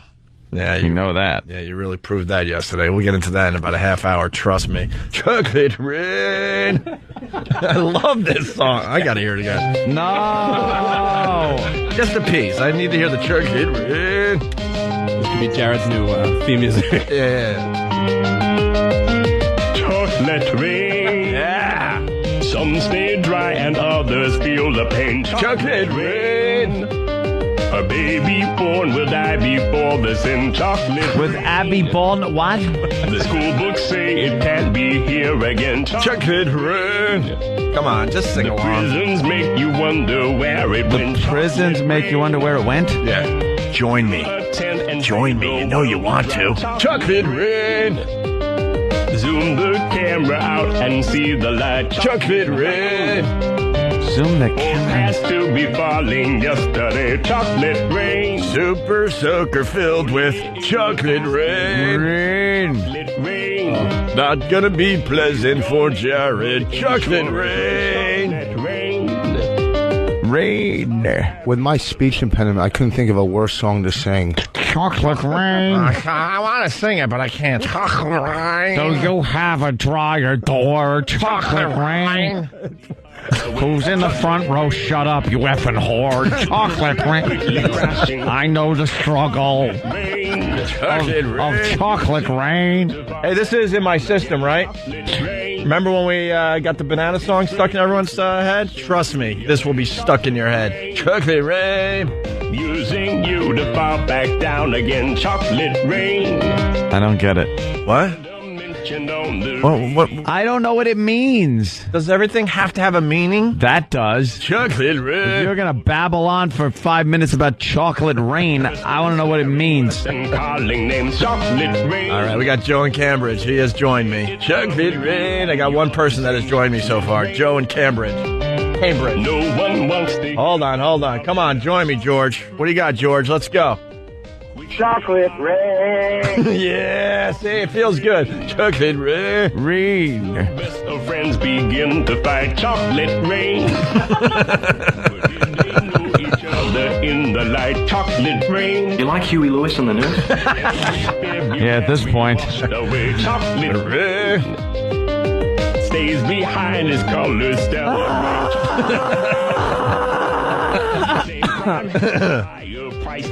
Chocolate rain. All right, well, there you go. Trust me, that'll be stuck in your head a little later on today. History quickly crashing through your rain. Just listen to one of his lyrics here. All right. You to fall back down again. Chocolate rain. Using you to fall back down again. Quickly crashing through your veins. Chocolate rain. Using you to fall back down again. Chocolate rain. It makes no sense. This dummy. Well, how about we come up with our own lyrics and then I think it come just up with a means- lyric and then we all just go chocolate rain. I think it means he had an upset stomach. Talking about heroin. Huh? Talking about heroin. Using you to fall back down again. No. Oh, it always has to be about drugs with you. What it is. Flipping cars in France the other. No. Chocolate rain. A lot of people saying it's about heroin. Wow, Rich might have came up with something today. It's about heroin. Chocolate rain. No. Because it looks kind of chocolatey? No, there's brown heroin that people... Shake their heads in shame. Chocolate rain. Lifts the ark of paradise and sends chocolate rain. Someone is starting Monster Rain. Monster Rain. Get under the porch and... Hattie McGee from Jersey. Me and little Jimmy under the porch. Monster Rain. Oh, my God. You're absolutely right, James, in North Carolina. My new ringtone. Take my phone. I want my phone to ring with chocolate rain. Using you to fall back down again. Chocolate rain. History quickly crashing through your veins. Chocolate rain. Using you to fall back down again. All right, hold on. Scott in New Jersey. Scott, what's going on? Hey, what's up? Hey. Big boy made a duty, chocolate rain. See, come on. They're boy. joining me, Ed. They're joining me. No one's digging this song. They're joining me. Slowly but surely. Chocolate rain. My lower intestines are in lots of pain. Chocolate rain. There you go. See, you're in. You're in now, Ed. Go to traffic and see how many cars are driving off the road right now. Guaranteed to leave a big stain. Chocolate rain. Guaranteed to clog your drain. Voss is in. Chocolate rain. Come on. Who else? Step up to the mic. Thought I was done, but I'm going back again. Chocolate rain. Certain parts of me are aflame. Chocolate rain. Time to do laundry again. What a pain. Chocolate rain.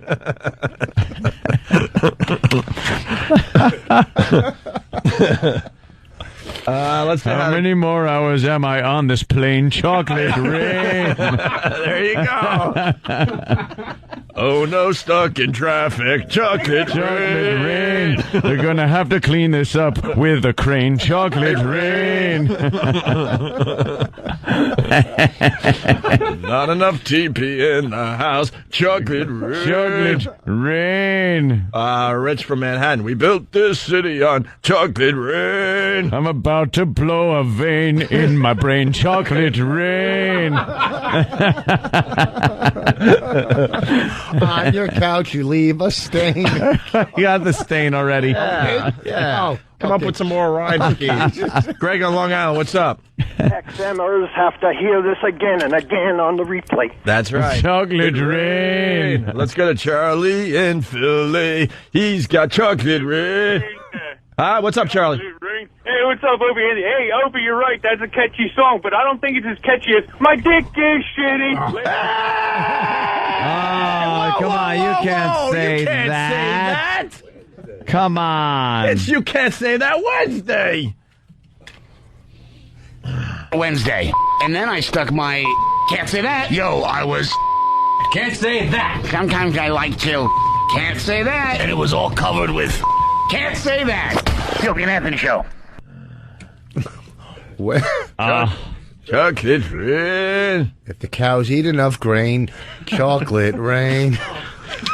I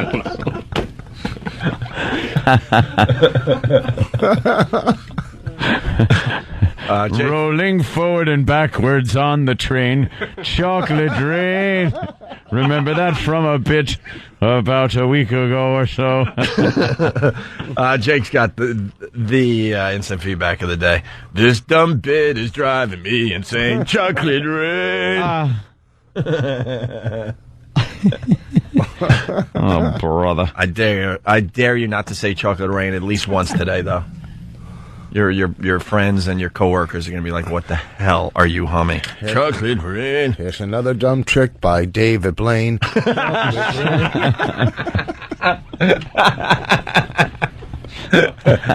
All right, very good. So, I got to call my house. Apparently the weather screwed up one of my windows in the basement. And what does that mean? It means that water was building up in one of the window wells. Yeah. And the window broke.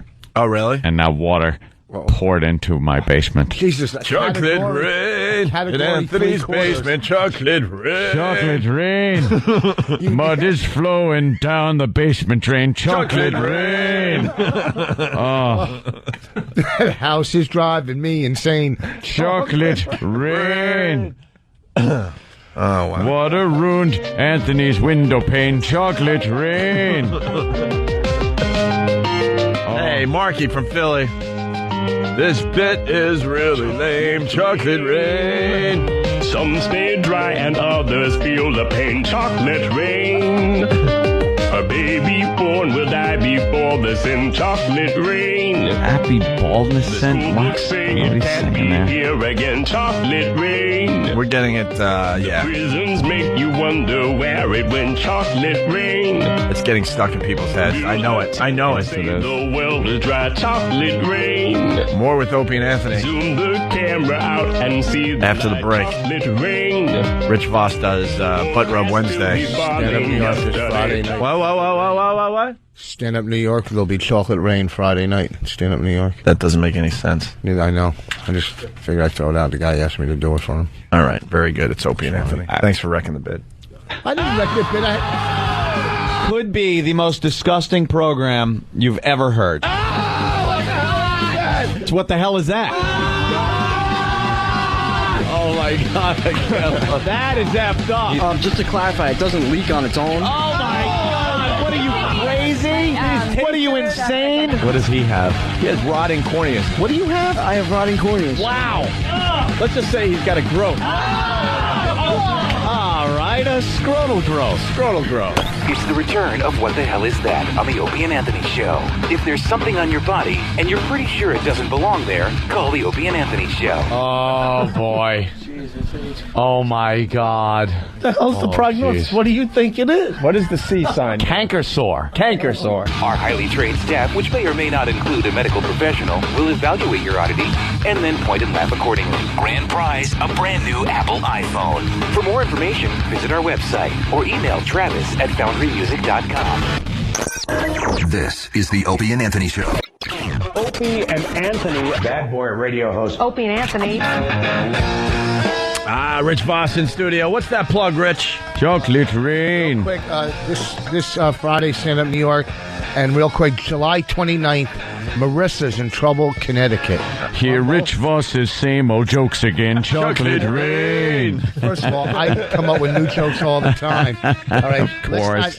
Teasing. Chocolate rain. This effing song gave me a migraine. Chocolate rain. I have a hemorrhage on the brain.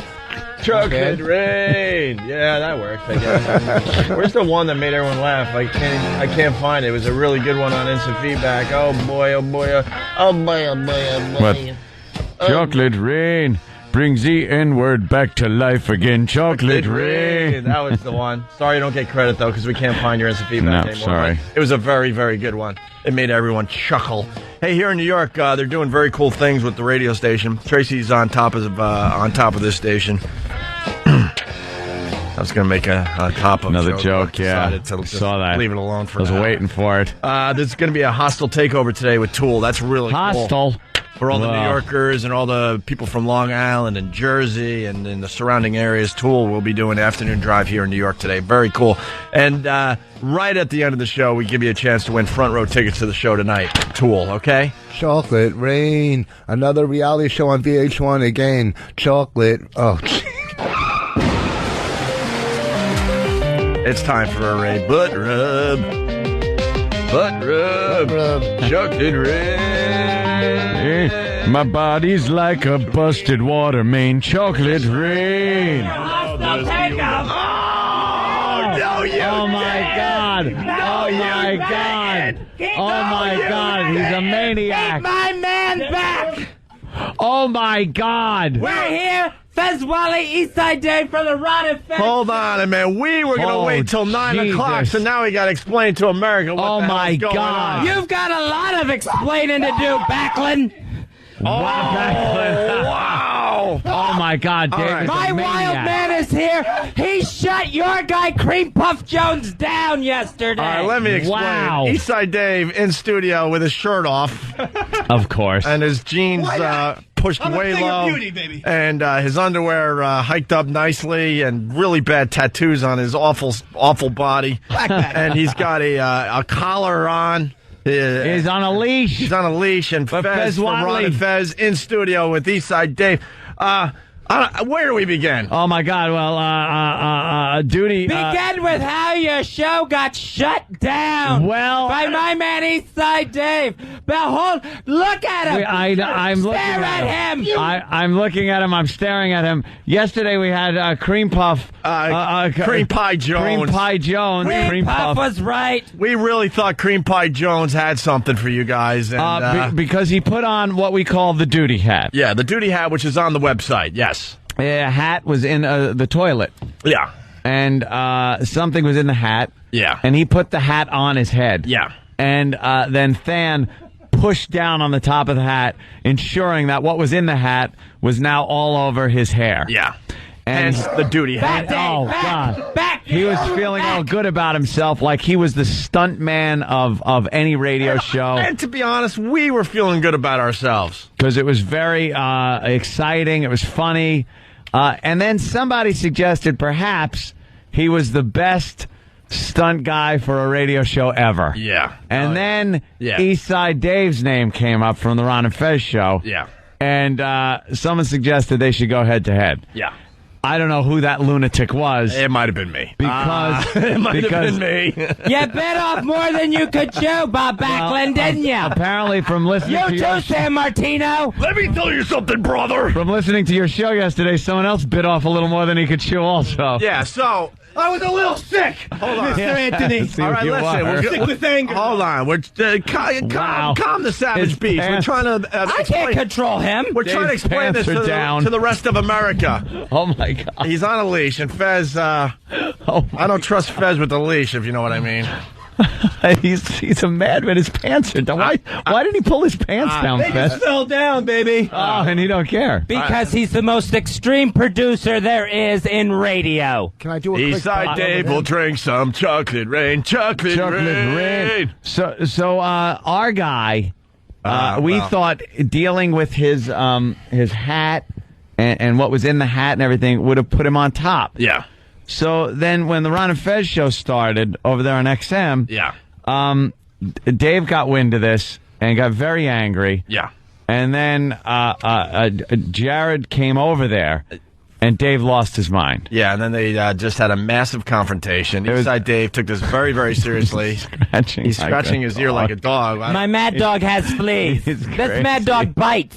He is insane. Oh, my God, he's fighting his own leash. Down. I've seen them do this. Down, boy. So, of course, Eastside Dave, being like the stunt boy for Ron and Fez, took it very seriously. And he was pretty angry. much, it's got to be said, destroyed our guy, Cream Pie Jones. How did he destroy Cream Pie Jones, Anthony? He did things that are unspeakable in a civilized community. Right. He threatened at first to take a photograph of our own Cream Pie Jones. Whatever his name is. I know. Jones. At this point, it is whatever his name is. You're right. And Chocolate rain. And make it wet.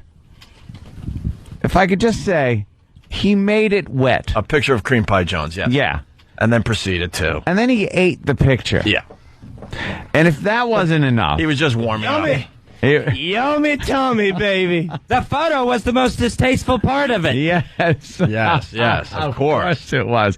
Because after that, he took a plate, I gather, a nice blue plate. Look at that. It's wonderful. Oh. And now there's something that's making Rich gag on the blue plate. Yeah.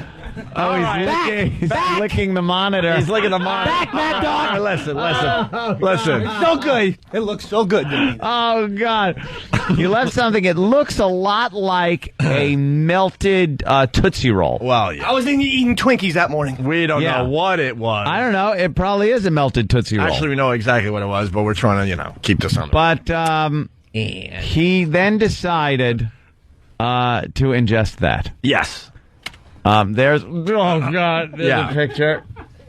Yeah, well, yeah. In front of Cream Pie Jones, by the way. Right, well, and Cream Pie, you saw this. You witnessed this. Yeah, I did. And in my defense, after Eastside Dave threw up the picture, I put it in my mouth and held it in there longer than he did. And then when Eastside No one recalls any of this, Cream Did Puff. that happen? No, none of this happened. Cream Pie! That Not did Cream happen. Puff! You know, this pales in comparison. The Ron and Fez show, we've gone to the farthest reaches of New Jersey to get the best radio producer stuntman. Eastside Spring Lake as well. Exactly. Eastside Spring Lake, right. The best in the business. There's no challenge he can't face. He's done eating and drinking, so we're beyond that. Yeah. You know he'll eat anything. You know he'll drink anything. It's the ultimate, right. He's reached the ultimate as far as eating and drinking, so that's gone. Exactly. I'm hardcore. He's late night Cinemax. Oh. I'm Indiana Jones and Raiders of the Lost Ark. He's Alan Quarterman in the Lost City of Gold. People from 1987 will understand that reference. Get some dramatic music. I got a little trick up my sleeve. Oh, perhaps this battle isn't over yet. That's my right. friend. So, Eastside Dave. That's right. Eastside Dave. Oh, he's not that intimidating. Why don't you just keep your mouth shut? At least take your shirt off so you look intimidating. Right. Eastside Dave kind of looks intimidating with his shirt off. Take your shirt off. Yeah, go ahead. Cream Pie Jones, take your shirt off. All right, You've never seen a more beautiful specimen. Listen, here's the deal. So then, after Eastside Dave did what he did with the thing that was on the plate, grossing everybody out, then he decided to wash his mouth out with what? Palm olive? I took a shot of palm olive, Mr. Opie. I downed it because I wanted to keep my mouth clean and I wanted to keep my body pure because I'm a physical specimen. And look at Cream Pie over there. What a lumpy chocolate chunky monkey. He's a blob. Oh boy, Eastside David's out of character because he can't help himself. He sees the blubber that is Cream Pie Jones. Great. Yeah. They're laughing at us now. So now you were taken to the hospital. Yes. They apparently say palm olive is poison when drank. Nothing stops this guy. I don't care. Yeah. So pumps later. Here I am before you. 8 o'clock, 8:30, whatever time it is in the morning. So you were in the hospital pretty much all night. Yeah, I was there all I went to bed knowing that you were still in the hospital there. That's right. Have you done any business since being in the hospital? What was that experience like? The business was bubbles. Yeah, yeah. It came out of me. It was watery. I don't want to go into it. Yeah, I could see that would be. You don't owe them an explanation, Bubbles. Oh boy, you don't know what you stepped into today, Fezzy. All right, start the dramatic music. Start the dramatic music. Chocolate rain. Good one, E-Rock. Right on cue. Oh, there it is. Oh, I said on yesterday's show that we reserved the right to switch our guy. Yep. We are switching our guy today. Switching your guy? Cream Pie Jones, you're out. No. You're out. Cream Pie. Do anything. Bring in the left-hander for the bullpen. Ladies and gentlemen, I introduce the one, the only, the star of the Baby Bird video, Patrick Duffy. Hello. Patrick Duffy. Patrick Duffy. Patrick Duffy is the man. You know who he is. You may have seen him get vomited on. The star Pat of the Baby Bird video. Projectile vomiting, gallons of eggnog vomit all over his face. And by the way, I drank car wash soap 3 years ago and never went to the hospital. That's hack. Oh, hack. Oh, yeah, baby. That means nothing to the hardcore. Take that, baby. I'm still the producer of producers, and you guys still have brought up the lowliest of interns. We have gone to the bullpen. Cream Pie Jones, who? We had to drag him out of the studio. He's dead to us. Pat Duffy. Bring him. Pat Duffy. Pat Duffy. Oh, is this sad? This is sad, Mad Dog. Cream Pie when things don't go your way, you start changing the rules every which way you can. He's on the roster. If you want to trade Dave for somebody on your roster, feel free. You're on Maybe Black Earl. You're on our show. Our rules. Our rules. Pat Duffy versus Eastside Dave. In a throwdown. Let's bring it on. You name the time and place, and look at the Mad Dog is going to get you. 9 o'clock, 2:02. Let's do it. Ooh. Whoa. What? Not only did we bring him from the bullpen today, he has also come with a stunt. Really? Oh, yeah. Oh. Yes. Oh, Something yeah. that I feel Dave will not do. Oh, wow. Yeah, baby. That is a bold statement. Oh, yeah. I hope it's being shot in the head. That's about the only thing I won't. No, in fact, shoot me in the head. I think he has been shot in the head. Baby. This story will continue. This story will continue. Dave is the reigning champ. Dave will name the time and the place. Hey, we will acknowledge that. You brought game, Eastside Dave. Thank you, Mr. You forced us to go to the bullpen early, and we're okay with that. He is the star of a viral video. You are not, sir. You are not. That's only because we like to live under the mystery of non-pal talk radio programs. This story will continue. Oh, yeah, it will. And I got a surprise for you. Uh-oh. You made me actually work overnight. Surprise for Mad Dog. Can't tell you. More kibbles and bits interns for me to chew on. Can't tell you. I got some tricks up my sleeve, my friend.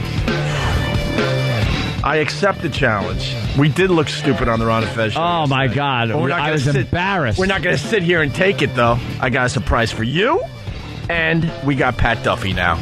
Pat Duffy is the man. Pat Duffy. Look at this guy. He almost looks Amish. Welcome to my nightmare, Pat Duffy. Wow. Pat, final words. It would be his nightmare. Final words, Pat. Welcome to your nightmare. Fez doesn't look as confident as he did when he was looking at old cream pie. A little nervous. I'm so confident. We're sitting on top of the world today, boys. This is highly unusual, Monsoon, but trust me. His name is Anthony. We're ready for any challenge. All right, I was just saying you didn't look as confident seeing Duffy come in from the bullpen as you did looking at old cream face. He's had some indigestion, Mr. Anthony. Don't make us go to O-Town. Don't make us go to O-Town rules. You know how they roll there. Bring it on, brother. I have confidence in Pat Duffy. Yep. He's insane. I got to hear what his stunt is. And this Mad Dog isn't? Well, Eastside Dave. Why don't you guys go like nose to nose like prize fighters do? And you better hold your stunt boy back there, Fezzy. Wow. I got him on a tight leash. The story will continue. Wow. I got him on a leash. Versus Pat Duffy. That's right. Wow. Oh my God. They're facing hold off. your boy. Back. Wow. Back, Eastside. Back. Shot. Hold him back. Vicious. Here's a treat. We have to get off the air for now, but we got a pair of... sorry. I got to go back into radio mode. Front row tickets to see Tool tonight at PNC Bank Arts Center. Tickets are on sale now at Ticketmaster.com. Listen for more chances to win. Front row tickets from 3 to 7 as Tool takes over K-Rock during the hostile takeover here in New York. Give us a call now for the front row tickets to Tool, 877-212-5762. Really fast, if you want to join Sam in San Diego for Comic-Con, courtesy of our good friends at NBC. It's simple. Go to 923krock.com to enter to win the trip to go to San Diego with Sam. Damn. All right, and I'm thrilled to find out what Duffy's stunt is. I got my money on Duffy. Look at him. Oh, He's just pure. Oh, yeah. Oh, yeah. He's rock. He's rock. And if you don't have XM, that's fine. We'll give you an update tomorrow. Trust me. Yeah. But, I'm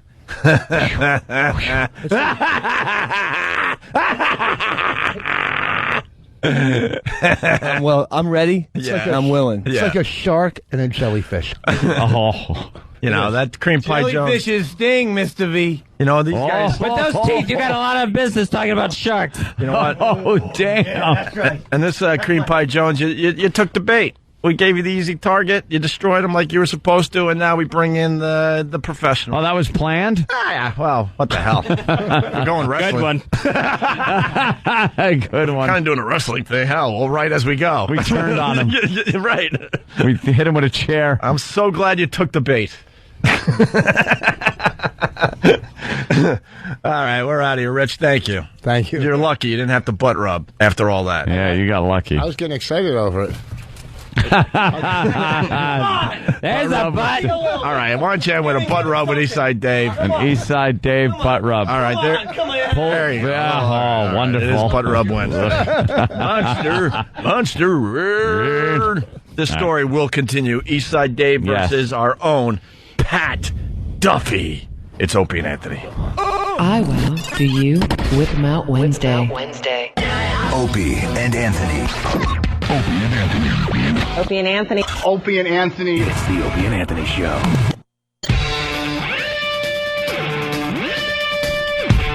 No. Fade that out. Oh? Fade that out. Oh. Chocolate rain. Chocolate rain. Chocolate rain. I I finally found a song I could sing. I almost have it. Chocolate rain, rain, chocolate rain, rain on me. E-Rock's hat will never be the same. Chocolate rain. All right, now we can really get into this.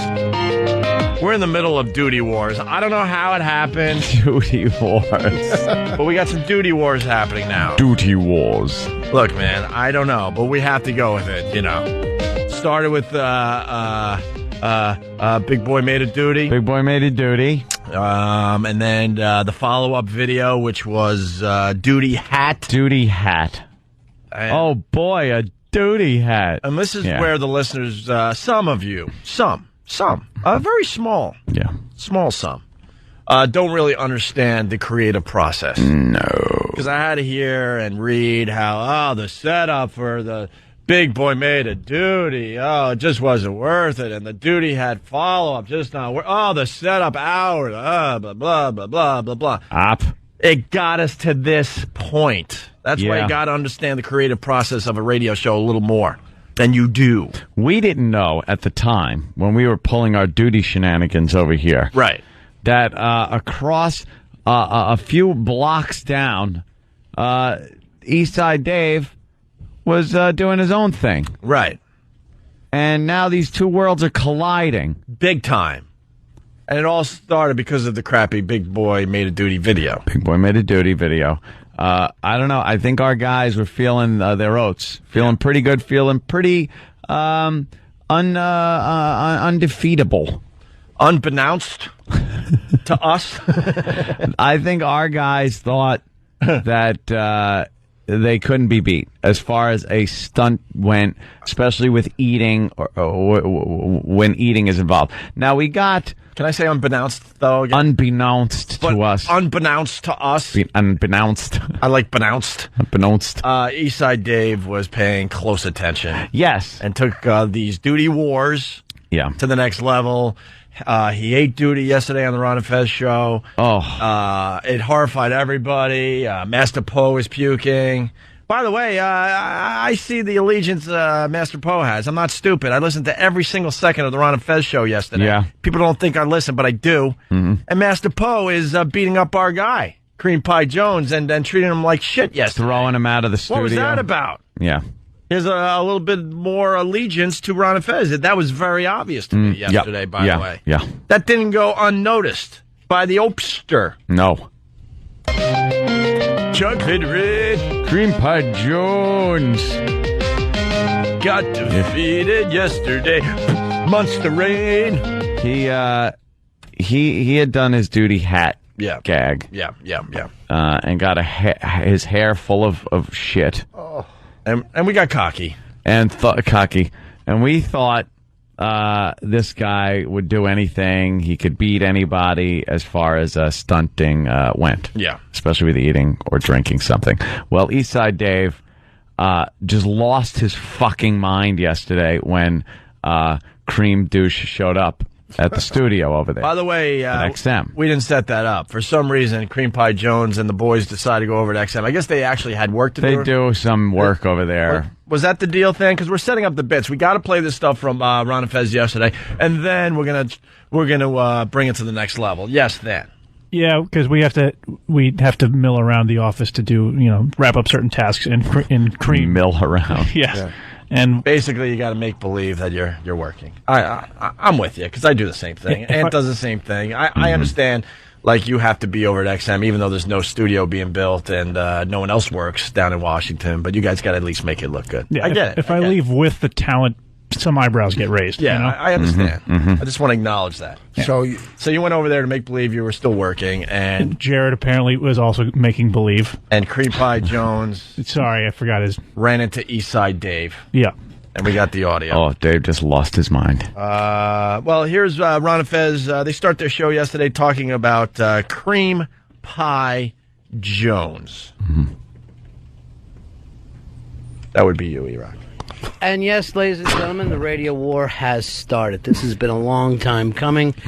And finally, today, they just went too far. O&A bragging about this new New Johnny-come-lately, nothing happening ham and egger hanging out at their show. The great Cream Pie Jones. Well, Cream Pie Jones. He gets a little carried away today. Starts bad-mouthing our boy, Eastside Dave.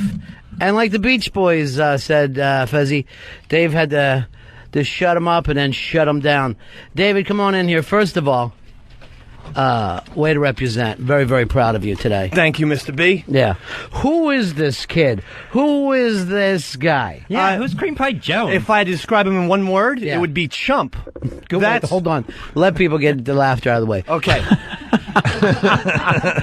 Hey, don't laugh at Ronnie today. Goddamn Ronnie. Don't laugh at Ronnie today. We're in the middle of duty wars. You don't laugh. I know, we're at don't war laugh. with him, but hold it in. You gotta respect your adversary sometimes. No, just...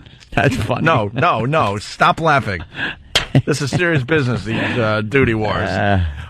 Basically, what they were referring to, who knew it was going to go way further than it did. Yeah. But Ronnie was complimenting Eastside Dave because he kind of like pooped on a plate and then might have taken a taste. Just a little taste. Little taste. A little taste yesterday. And we thought that was the end of it.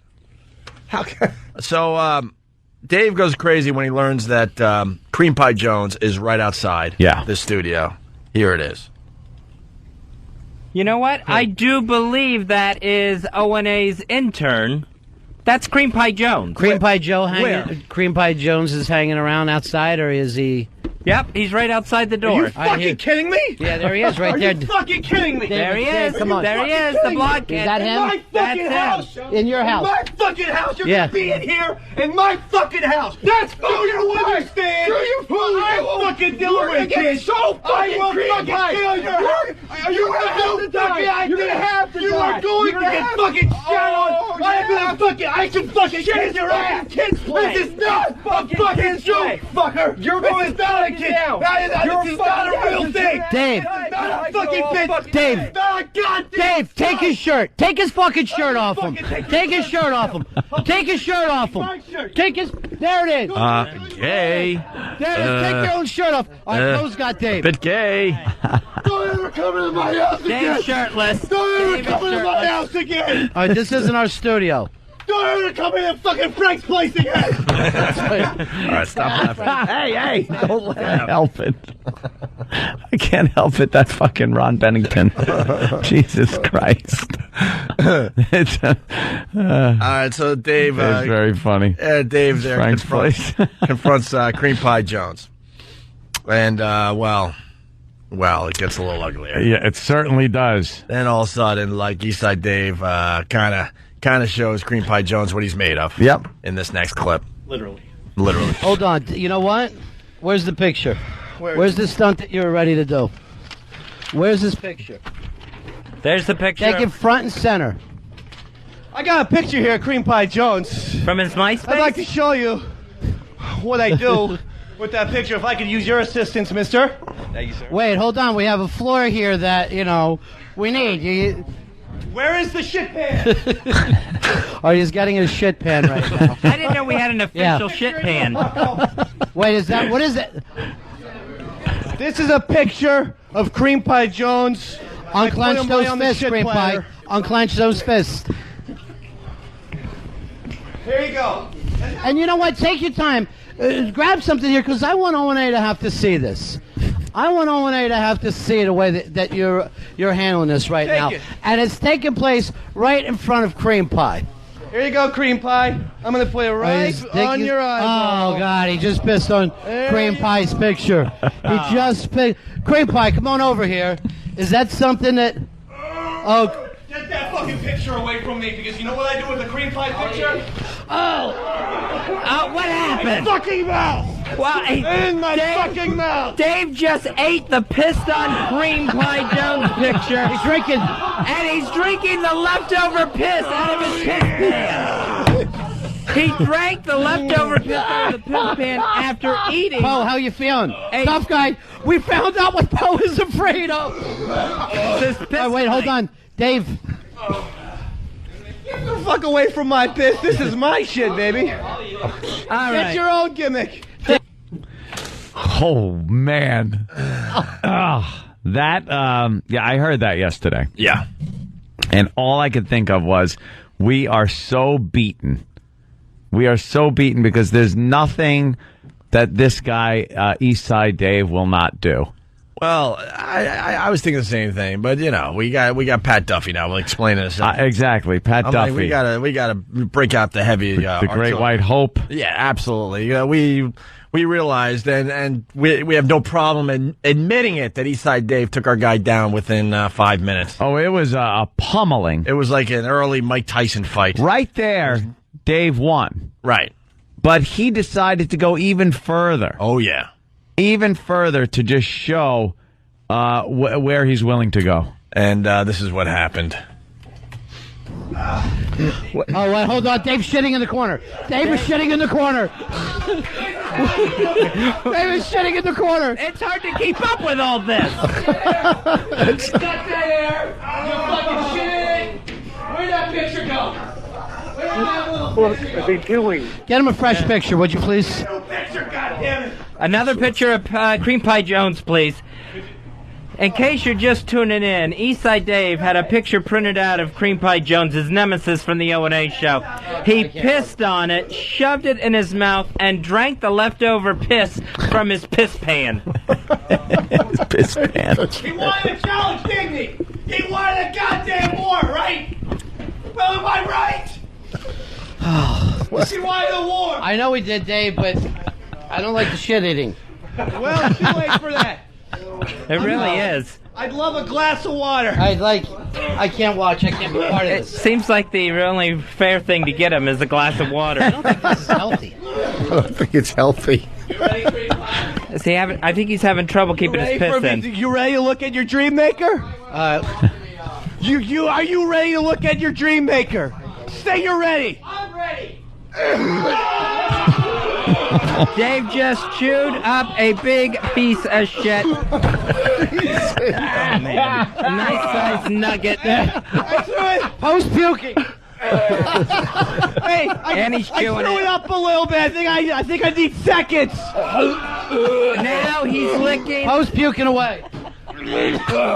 Dave chewed up his own shit nugget, and then he is licking the leftover shit off of his fingers while Poe pukes his guts out. See, that... there are just a few highlights. And then, of course, Eastside Dave had to kind of clean out his mouth, and then he did a shot of palm olive. And ended which up is basically in the poison if you ingest it. So then he was in the hospital, and he got out very late last night. That brings us to today, where they hijacked our radio show. Yes, they came busting in. Dave on a chain. Yeah. Being held by Fez Whatley. And he's just here. He's here for a challenge. Yeah. He is here to show that he kicked ass yesterday, and we look silly. So we have bid a fond farewell to Cream Dick. Well, no, his name is Jared. He's back to just Jared, and Jared, and he did what he's supposed to be doing. He just handed me my next cup of coffee. He's getting coffee because he failed. He failed miserably, and we're admitting that. We had to go to the bullpen after just a trouncing and pick up our own Pat Duffy. Now, you might remember Pat Duffy.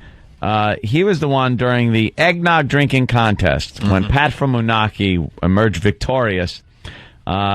He laid down, and in order to become an intern, he laid his head over a garbage pail like it was a sink at a hair salon to get your hair washed. He was sitting in a chair, leaning his head over a garbage pail, and Pat from Moonachie projectile vomited all over his face. Gallons. It can't be described.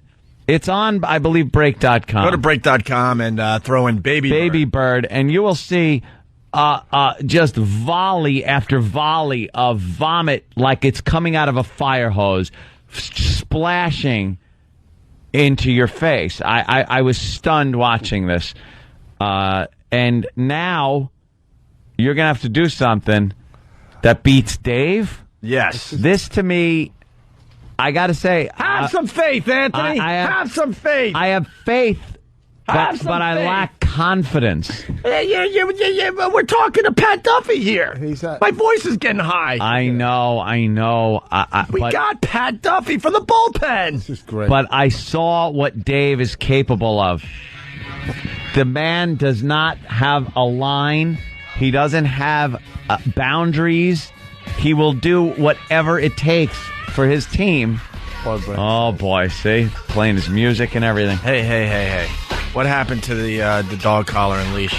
You guys are out of character. We're here to gloat. We're here to gloat. We're on top of the world after yesterday. Yeah? Don't mess with Frank's place, huh? I heard you setting up, some of the audio from the Ron and Fez show yesterday, Opie. Yes. Very accurate. Very accurate, except for one thing. There's no such thing as a little taste of duty. No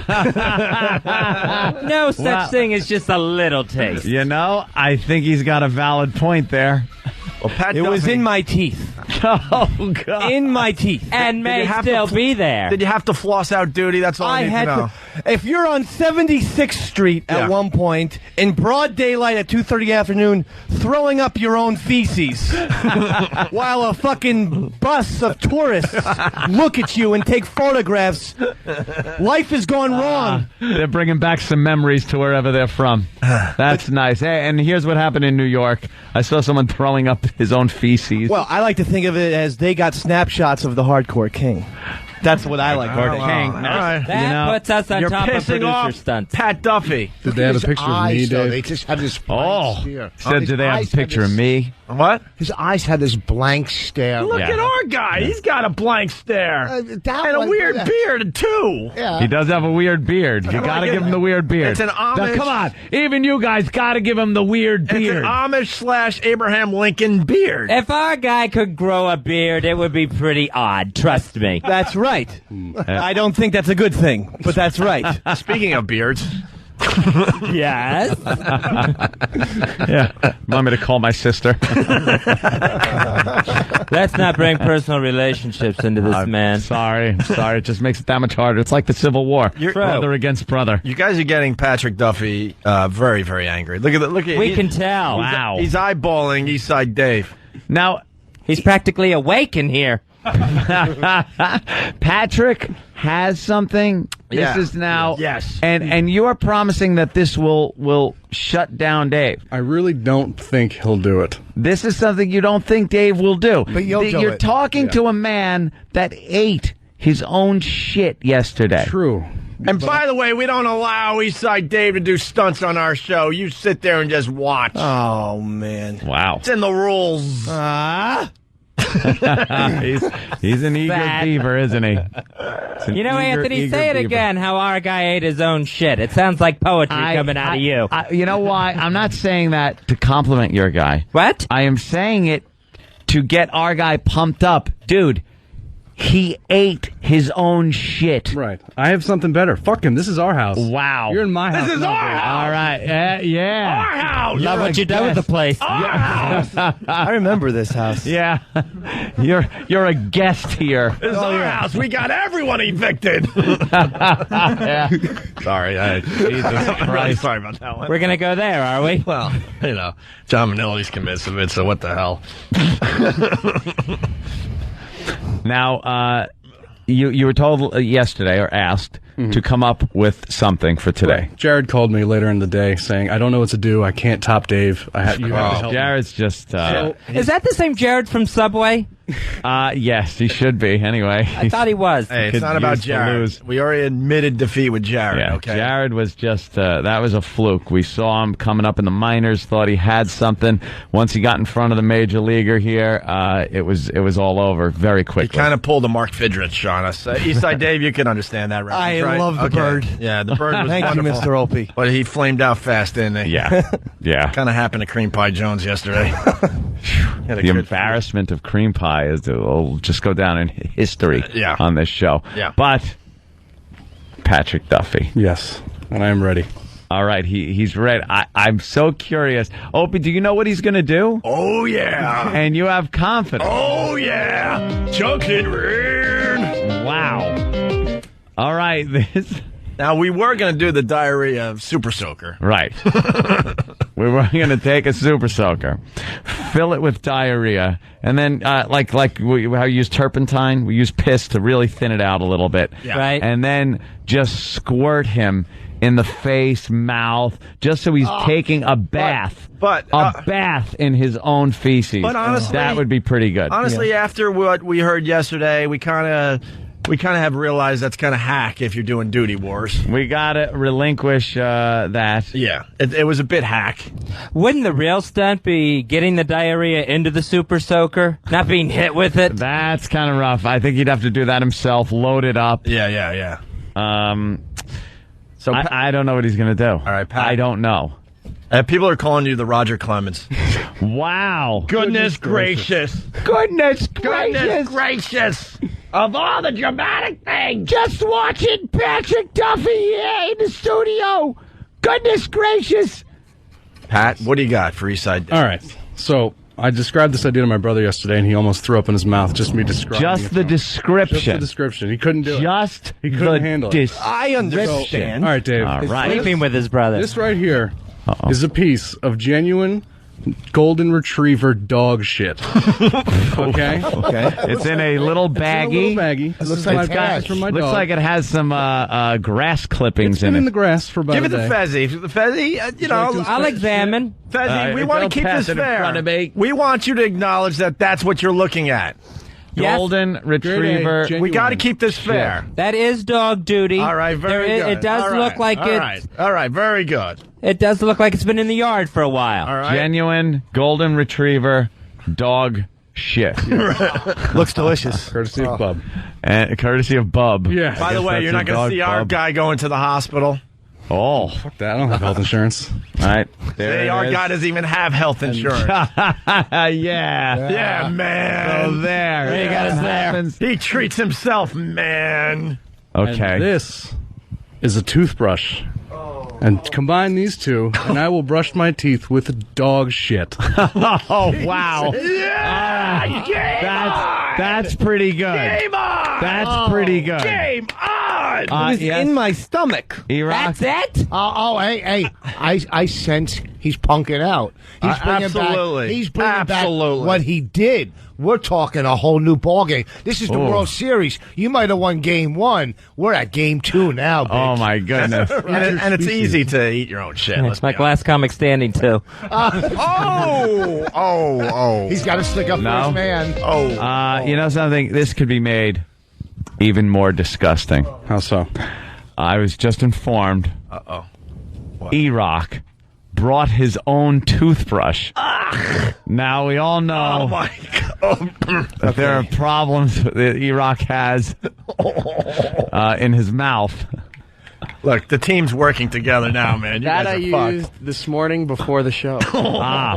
It's still The halitosis kid? Yeah. You will admit, Fezzy, right? Want to keep it fair above the table that he has really awful breath. Oh, God, yeah. You would think he has two asses. His breath is hardcore. Now, what is going to happen when you start brushing and most people spit out the toothpaste? Will there be any swallowing? Of course. Oh, wow. We lost will somebody. end up We lost in somebody over there in the darkness. Oh, Jesus. All right. Duty wars are on, my friend. Duty wars continue. Duty wars continue. Can we liquefy the duty a little bit? Maybe with a little... just a little water. Maybe you put water in the bag and squish it around a little bit. Go in the bathroom. Just Why a little. water? Why not something that comes out of a human to maybe... My original idea was to brush my teeth with shit and rinse my mouth out with piss. Hey, Wow. Have some dignity. what were your parents' original idea? Well, my dad's listening right now. I told him not to Really? tell my mom. Yeah, So- listen. A little water. Make a paste out of it. Just paste, though. Yeah. Not a soup. Not we a want soup. paste. Yeah, sure, if you need to dilute your poop, huh, Dave? No, Fezzy. Purely so it adheres to the brush better. Look, this is and purely smears on his teeth. This is purely for the video. 'Cause It's like reactivator. Unlike you guys, we know how to make videos, so people could see this and enjoy it over and over again. What the hell's a video? Video. Okay, it's a cup. The duty is going to go in a cup with a little bit of water. Just the water. All right. Fez, you want to supervise? Very little bit. Very little bit of water. That's it. All right. It's just got to make a little paste out of it. Push it down. Just Now, enough water here- to loosen it up. Here goes the golden retriever. That had a thud. Oh, God. Into the cup. Now mush it up into a nice pasty consistency. Does it stink really bad, E-Rock? Yeah. Wait, let me stop. Maybe we ought to keep it in the bathroom. It's very sour. Don't bring that towards me. I swear I'll kill you. Whoa. You're going to have to do that. Patrick Duffy. Patrick Duffy. Don't move any further, Patrick Duffy. I smelled it, Fezzy. Got to keep it fair. You Do gotta it over smell by I'll give it a E-Rock. whiff. Fezzy's got to smell too. We got to keep it fair. Got to make sure. Use E-Rock's mic. We want to make sure everyone Freshen it up. understands there's no trickery today. Oh. Does your retriever have cancer? Oh, boy. Dave, would you like to maybe smell that? No. I'd love to. Oh. No. Oh, Why? What's wrong? He's not sabotaging us today. I understand this man more than you think. Oh, he'll probably grab it and drink the whole thing down and go, yeah, I just... And by the way, were you this going to has- do that? Were you planning on Yes. that? Oh, motherfucker. And by the way, this has nothing to do with the surprise I have for you personally. Okay. Wow. It should be a check, Dave. I want you living in fear. Birthday card? A large check. Thank you. I will finally acknowledge that you're married. How's that? Ooh. Thank you. All right, let's. What we got going? Where is the lovely... She? There she is. All right, what do we got there, Pat? The Ready? lovely... You ready to go? Mrs. East Side. Wait, let me see it again. It's my apartment, too, Mr. Anthony. Look how pretty. Oh, God. Oh, it looks like chocolate rain. Oh, just look, Ann, from here. no. Look. Oh, God damn it. Rich is puking. Oh, God damn it. Oh, fuck, it stinks. Okay. All right, get a I just garbage smelled pail. Get a garbage pail. Oh, fuck. Are we That doing this in stinks the, real bad. Should we do this in the bathroom or what? Or do it right here? Do it in front of Anthony. Fuck you. Get away from me. I don't like shit wars. It's collateral. Since when? I'm a refugee in a shit war. I don't know where to go. Oh, here it is. All right, well. I'm not doing this good. All right, E-Rock is now handing over his smell. Can I smell your toothbrush? Oh, God damn, are you a glutton for punishment? Well, I want to... Bezzy, if you will. Sure. Trying to keep it fair. Want me to put it behind my bad ear? Oh, fuck. Yeah. I can put some bad ear gook on it. Do it. Does E-Rock have cancer? That is brutal. Wait. I have some bad ear on my Eastside, right we got something. You've never smelled what's behind, what's your name?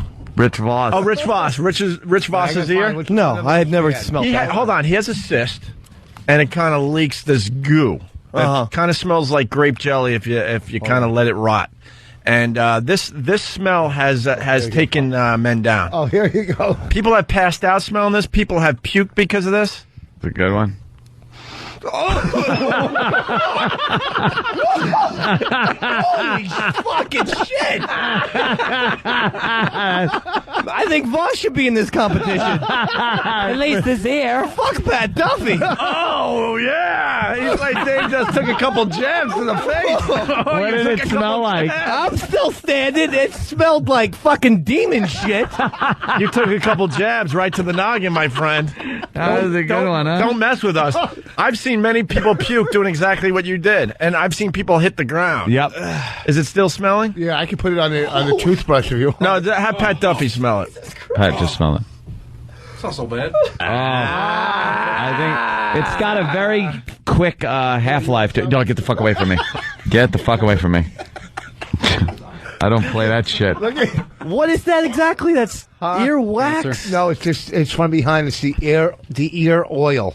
He has a cyst behind his ear, and he keeps leaking. It leaks this goopy pussy shit. Like the Valdez. Right, You still got more on there? on the right, yeah, there's still enough to put on the toothbrush. Yeah, no, dig more. I kind of like the Eastside Dave reaction. I don't know if I had that much left. It's running out. All right, let's. It's almost running out. Okay, hold on. Let me.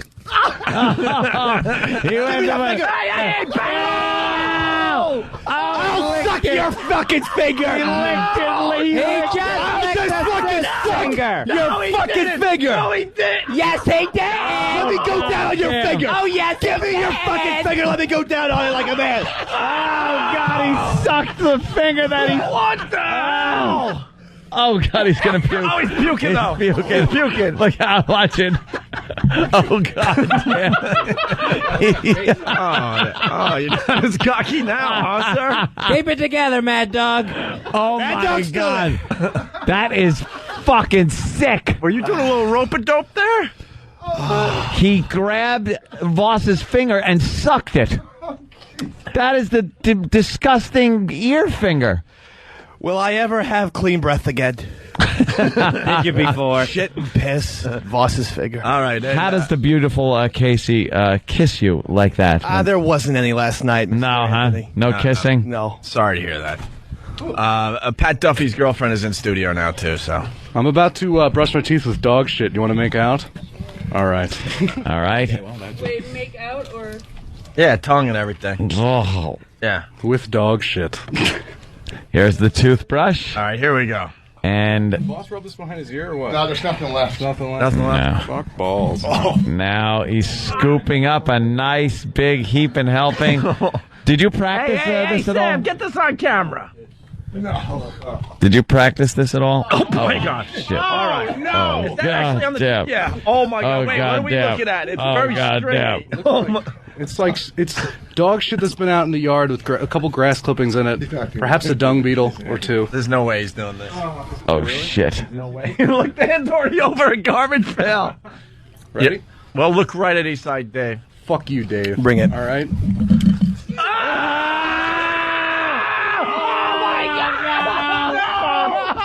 Oh, he's brushing his teeth with dog shit.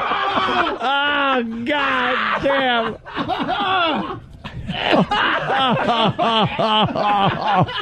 Oh, God damn, no. Get the molars. Damn it. Listen, wait, get the brushing on Mike. Get the brushing on Mike.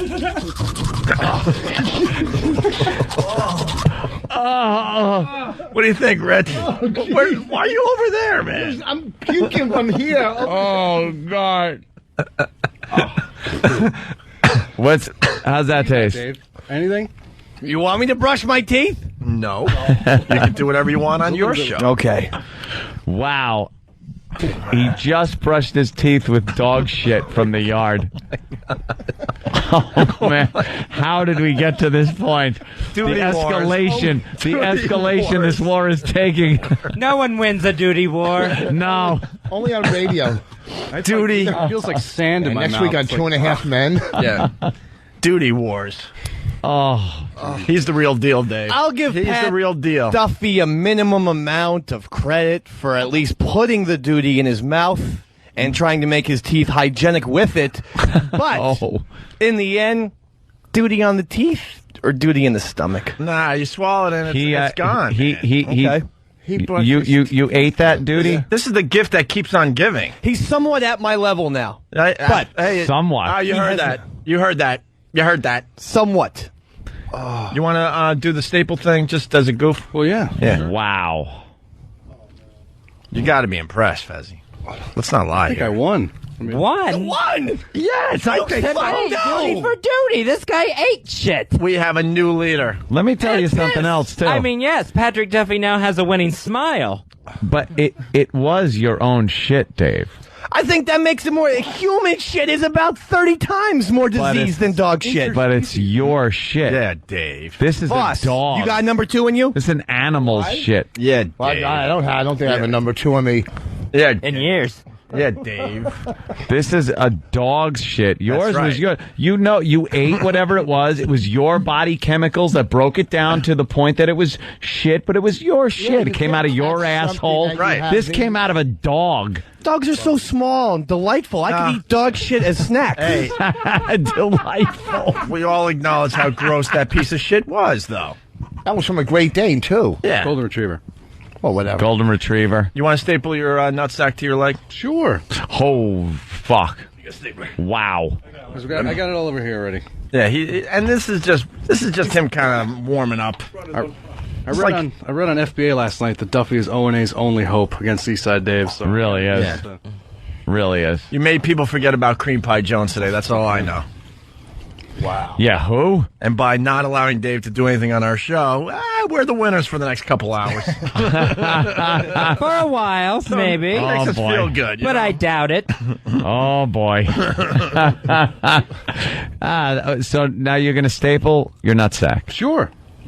to your leg. Well, Dave has no tolerance for pain, so I know he won't do that. That is true. You are a screamer. I like to scream to symbolize the pain that I'm going through. Yeah. All right. Sure. Yeah, but a simple whack on your ass, and you're screaming like a girl. Mick Foley screams when he falls off through the hell of the cell. Remember?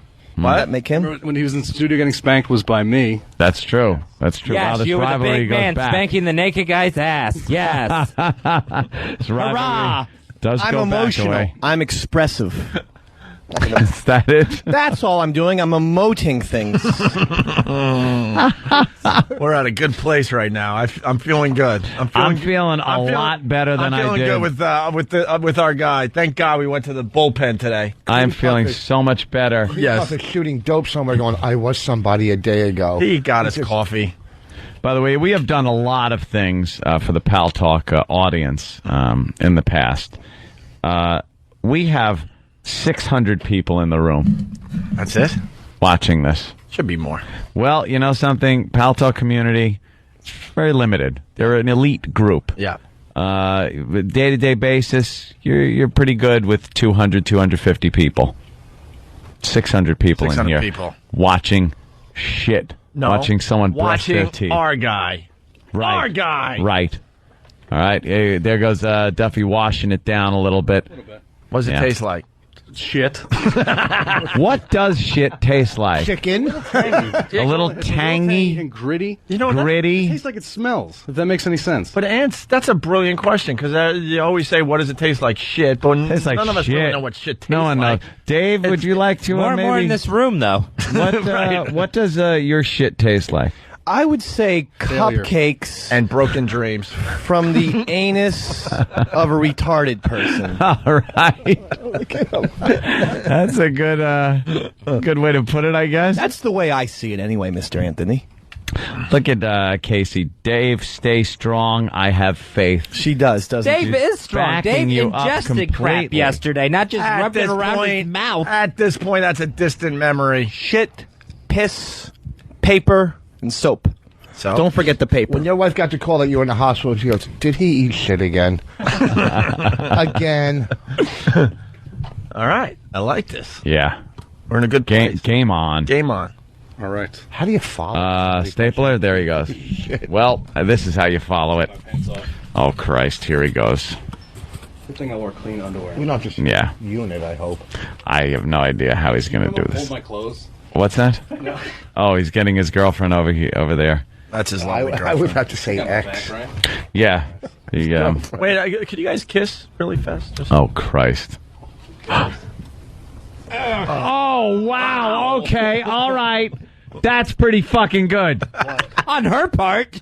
Yeah. She's not in this fucking competition. That is a team effort. That was the halftime show. You relax.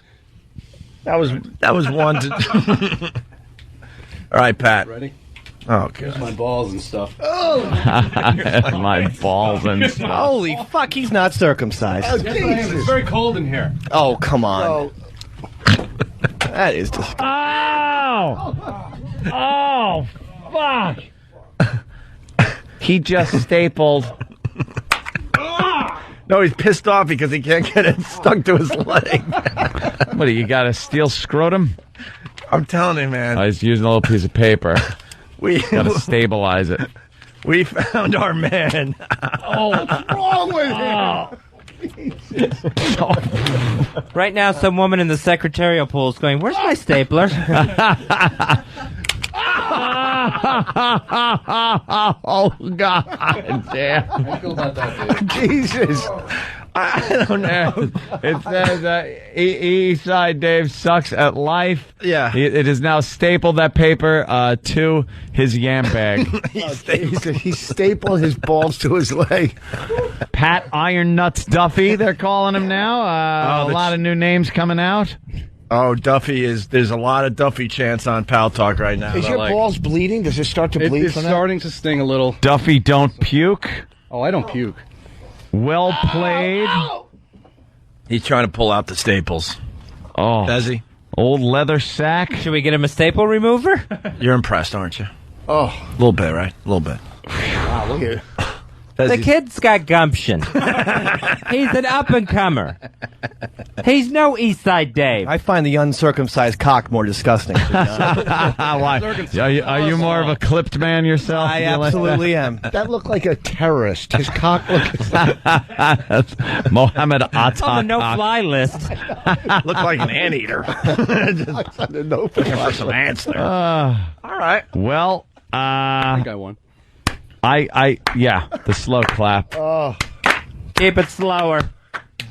I think he showed his worthiness and his dedication to the Opie and Anthony show in challenging East Side Dave, brushing his teeth with dog shit, stapling his ball bag. Just a wonderful day for sport. That's right. This battle has taken on a whole new life. To be continued. We finally have a brave warrior in our midst. I've been wanting to do this Patrick for a long Duffy. time. And Duffy, Yes. you are working on other stunts, right? Don't underestimate this kid. Oh, I know. Yeah. Don't underestimate him. Always remember that he has no fear. He has a nice resume. Eastside Dave has no fear, but you, my friend, I have no fear as well. I know you can battle him. You can battle him. The war has just begun. Oh, jeez, Dave. That's why this kid here, Eastside Dave's what? on the top of his game. Does he not? He doesn't not have the- a stop Not button. the same energy as he had on the Ron and Fez show. He doesn't have a... Just begun. He doesn't have a stop button. Just ask the fine folks at Palmolive. At this point, I have one thing to say. Oh, what is he doing? He's taking his shoe off.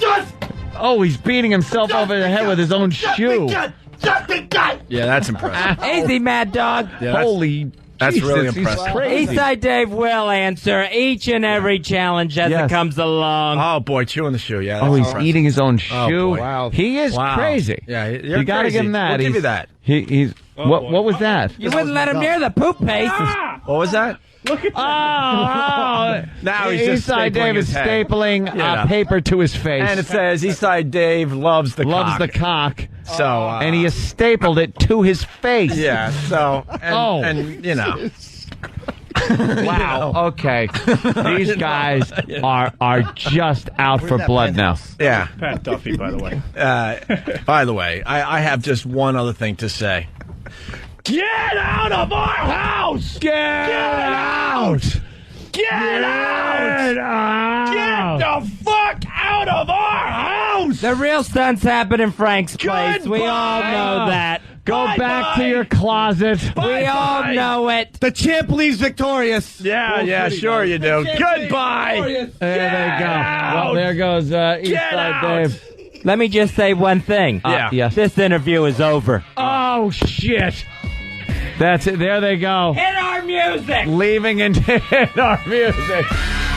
Leaving in defeat, mind you. Get out! In defeat. With more resolve than ever. Oh, you better go before your music ends. You'll look pretty silly standing there in silence. Good point.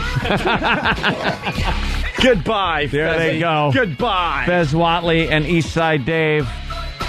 They came to look at a true champion, a true warrior in Patrick Duffy. I didn't think he had it in him. And now he does. Dog shit. He should be like Caesar now.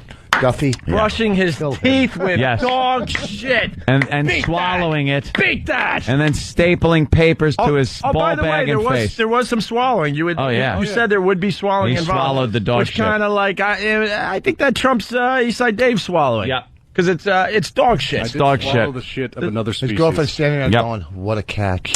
There's only one other thing to do. Chocolate red. Chocolate red.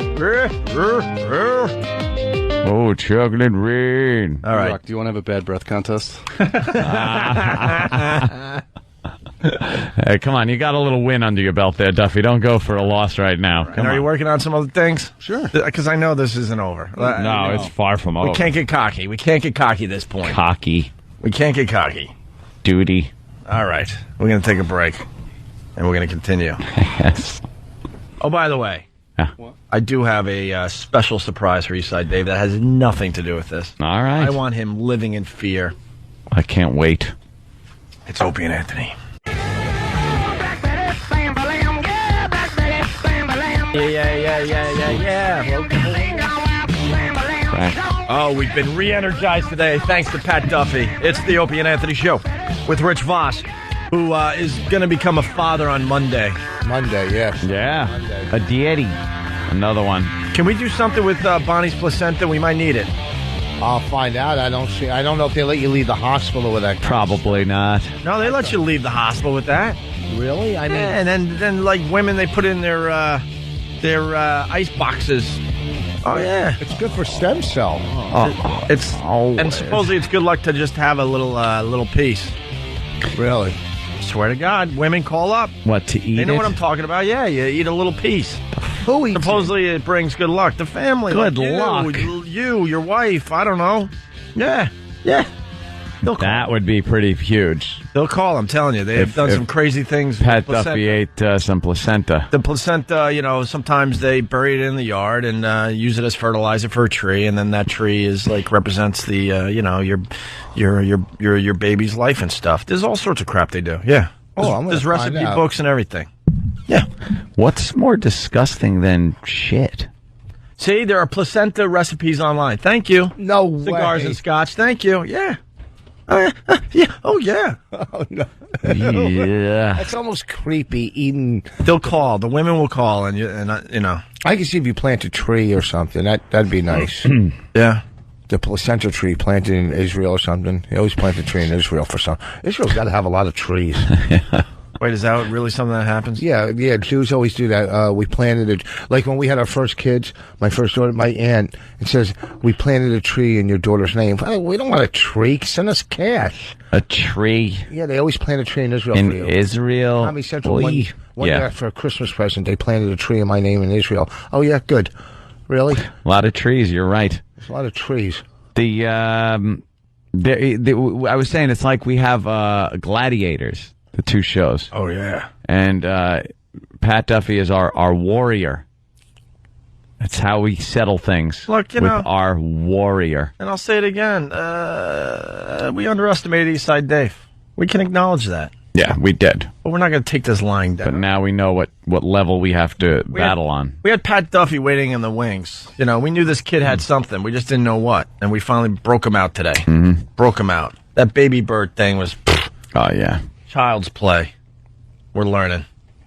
And there they go again. Duffy. See, I know. They're digging him. They're digging him on Pal Talk. Oh, wow. One Eastside Dave. Cute. Duffy. Rodney Duffy. And remember the show that brought you chocolate. I don't know what that song means, and it annoys me. All right, let's go to Lindsay in Connecticut. Lindsay, what's up?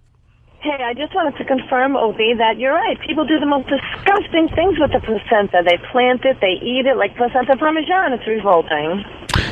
Placenta parmesan. Well, why do they eat it like that? Eat that shit. Giving thing, it's like, symbolic of like the whole life-giving thing, the birth of the circle of life. Yeah, exactly. It's just disgusting.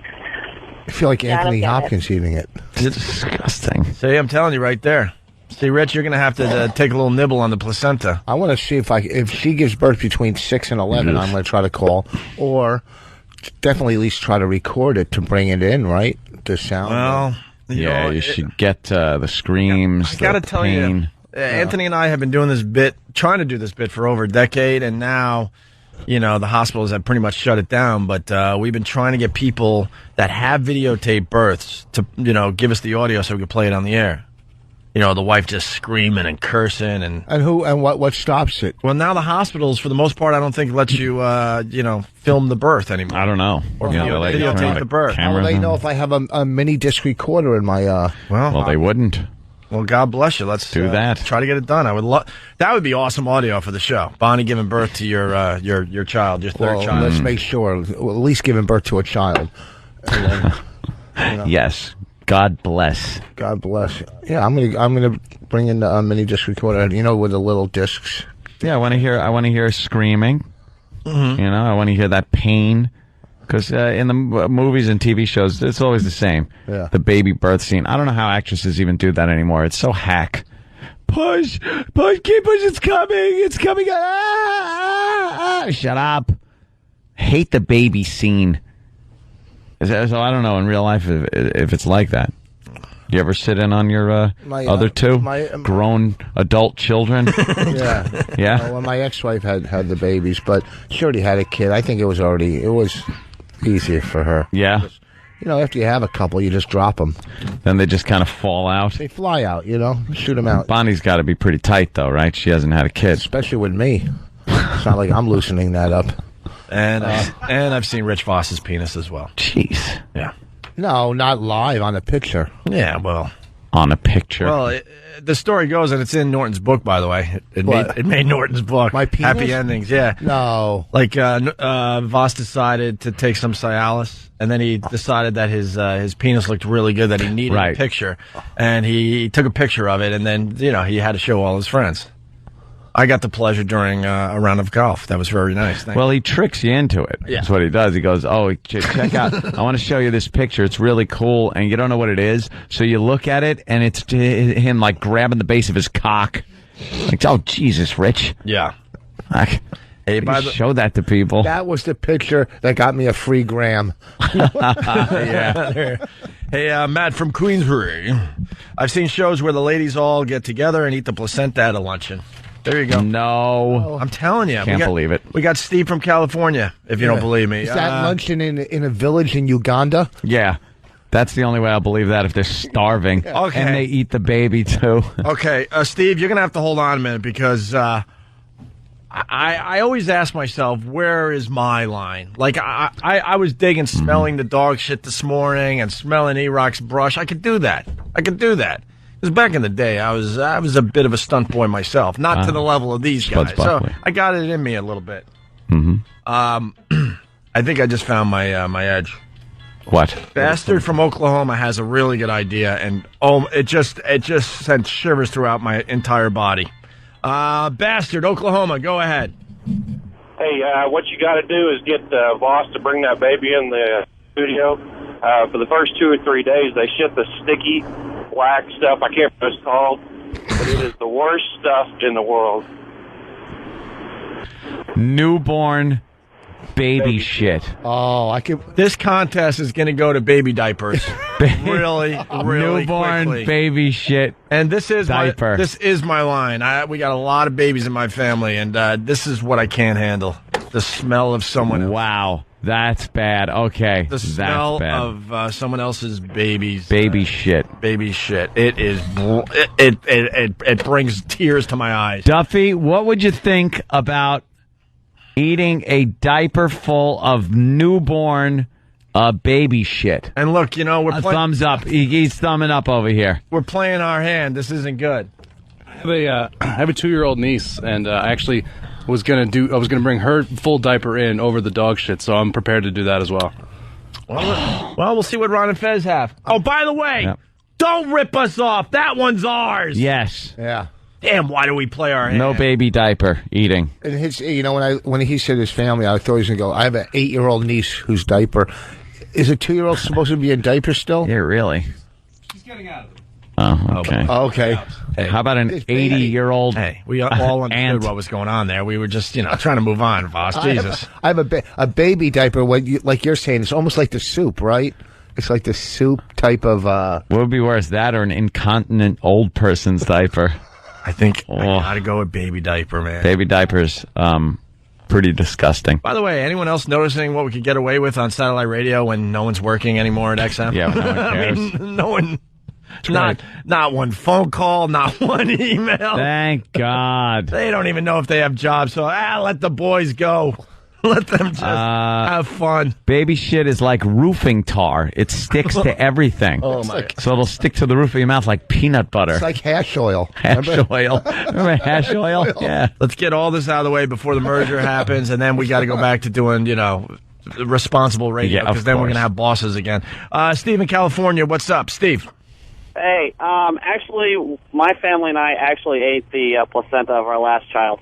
There you go. No. Why? I'm telling you, Anthony, you got to believe. What would be the reason? This is happening. Yeah, why? Why? It's like you guys said, or like that lady said, it's kind of a tradition, a blessing of the child, blah, blah, blah, good luck thing. And by the way, the baby diaper thing, that black stuff is called meconium, and it is actually a poison that the baby is shitting out. Oh, good. So it's a little bit of poison, so we got a little threat, little danger in there. That's nice. I'm thinking the... It's pretty disgusting. Why? Who talked you into eating that placenta? Because it wasn't your fucking idea, dude. Come on. Anthony, I have to say you're absolutely right, as always. No, that was my wife's idea. As a matter of fact, I called in one time and said that we had 5 kids, and Jimmy described my wife's vagina as a hoodie, I believe. Hoodie. But wait a second now. How did you cook it? Like, did you put it in spaghetti sauce? What do you do? How do you cook it? Yeah, how do you make it delectable? Boss, I don't know. It was this whole traditional ceremonial bullshit that my wife and a bunch of her friends did, and they had it cooked up kind of like steak. It tasted like a combination of steak and liver. Did you sit around like candles and five pointed stars? No. It's too creepy. Isn't that creepy? Didn't you feel weird? Hey, we're getting lots of reports that the meconium, whatever it's called, isn't that bad. Doesn't smell that bad. It's not that bad. Yeah, but it's pretty disgusting. I want the green variety. Green baby shit. That you find in baby diapers. Well, the baby doesn't... You guys need to wait about a month. Wait a month or two until after... I think a 2-year-old is perfect. Yeah. I think a 2-year-old is perfect. Because the baby doesn't start eating for 6 weeks or something? Yeah. Real food? They got to eat. Yeah, I'm hearing that meconium is not that bad. I don't know how some of our listeners know that, but... But what about the breast milk dumps they take? What about those? No, I think we'll do some with baby diapers if we have to. Well, we just get a bunch of them. And mix them together. Well, there you have it. So placenta, I don't need to see a picture of meconium. Oh, my God. What did they show you? Oh, my God. That looks like Jim Norton's book. It's on his chest. Oh, wait a minute. Yeah, it looks like hash. Oh, Jesus. Oh, God. It's like you could smoke that under a glass. Look at that. Yeah. What? All right, we're going to change gears. Thank God. We're going to finally Yeah, let's get off of this shit. Lewis Black, everyone. Lewis. I always like to follow placenta. Placenta and baby shit talk. That's wonderful, isn't it? And now your next act. Yeah, now coming to the stage. How are you, Lewis? Well, apparently the sun is shining here. Where are you? I'm in North Carolina. Yeah, we're in a monsoon over here in New York, and is it raining like crazy? Well, apparently a window broke in my basement, and water poured into my basement. So I got that to deal with once I get home. Yeah, and it's nice. Wonderful, homeowner, isn't it? Yeah, the second you're a homeowner, you can't just call the landlord and yell at him. I couldn't anyway when I was renting because I never paid the rent. And knowing you're Mr. Fix-It.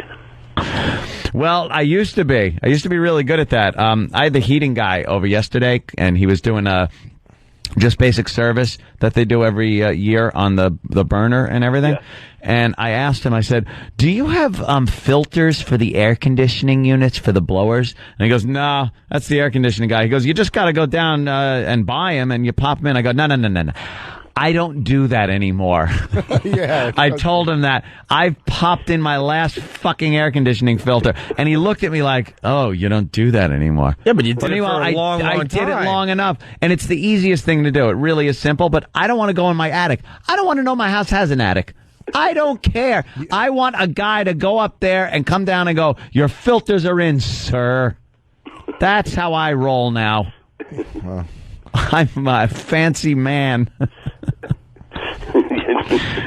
Hey, Louis, what are you doing? Louis, you don't change your own filters either. Stop it. I don't know how. I can't put up a picture. Okay? Don't tell me they're studs. Don't tell me they're studs. Okay? I don't know where they are. You got to knock on the wall until something, and then I don't do hearing tests. and then you know there's a stud there. You don't know there's a stud. I have missed every stud in every apartment I've ever lived in. That's what the picture's for, to hide all the holes from searching for the studs. Exactly. Who hasn't broken out the toothpaste right before you move? Just plug up some holes. Hey, Louis, what have you been up to? I'm writing a book. Yeah, you're gonna finally talk about like the voyeur bus. I was going to let Norton do that, so he'd have an extra chapter. You're not proud of the voyeur bus, are you? What do you mean proud? Of course, I'm proud of the voyeur bus. Norton for 6 months. Norton's version in Happy Endings is very, very good. Yes, we're hoping to read your take someday. You will. You're trying to be legit, aren't you? All you guys are authors now.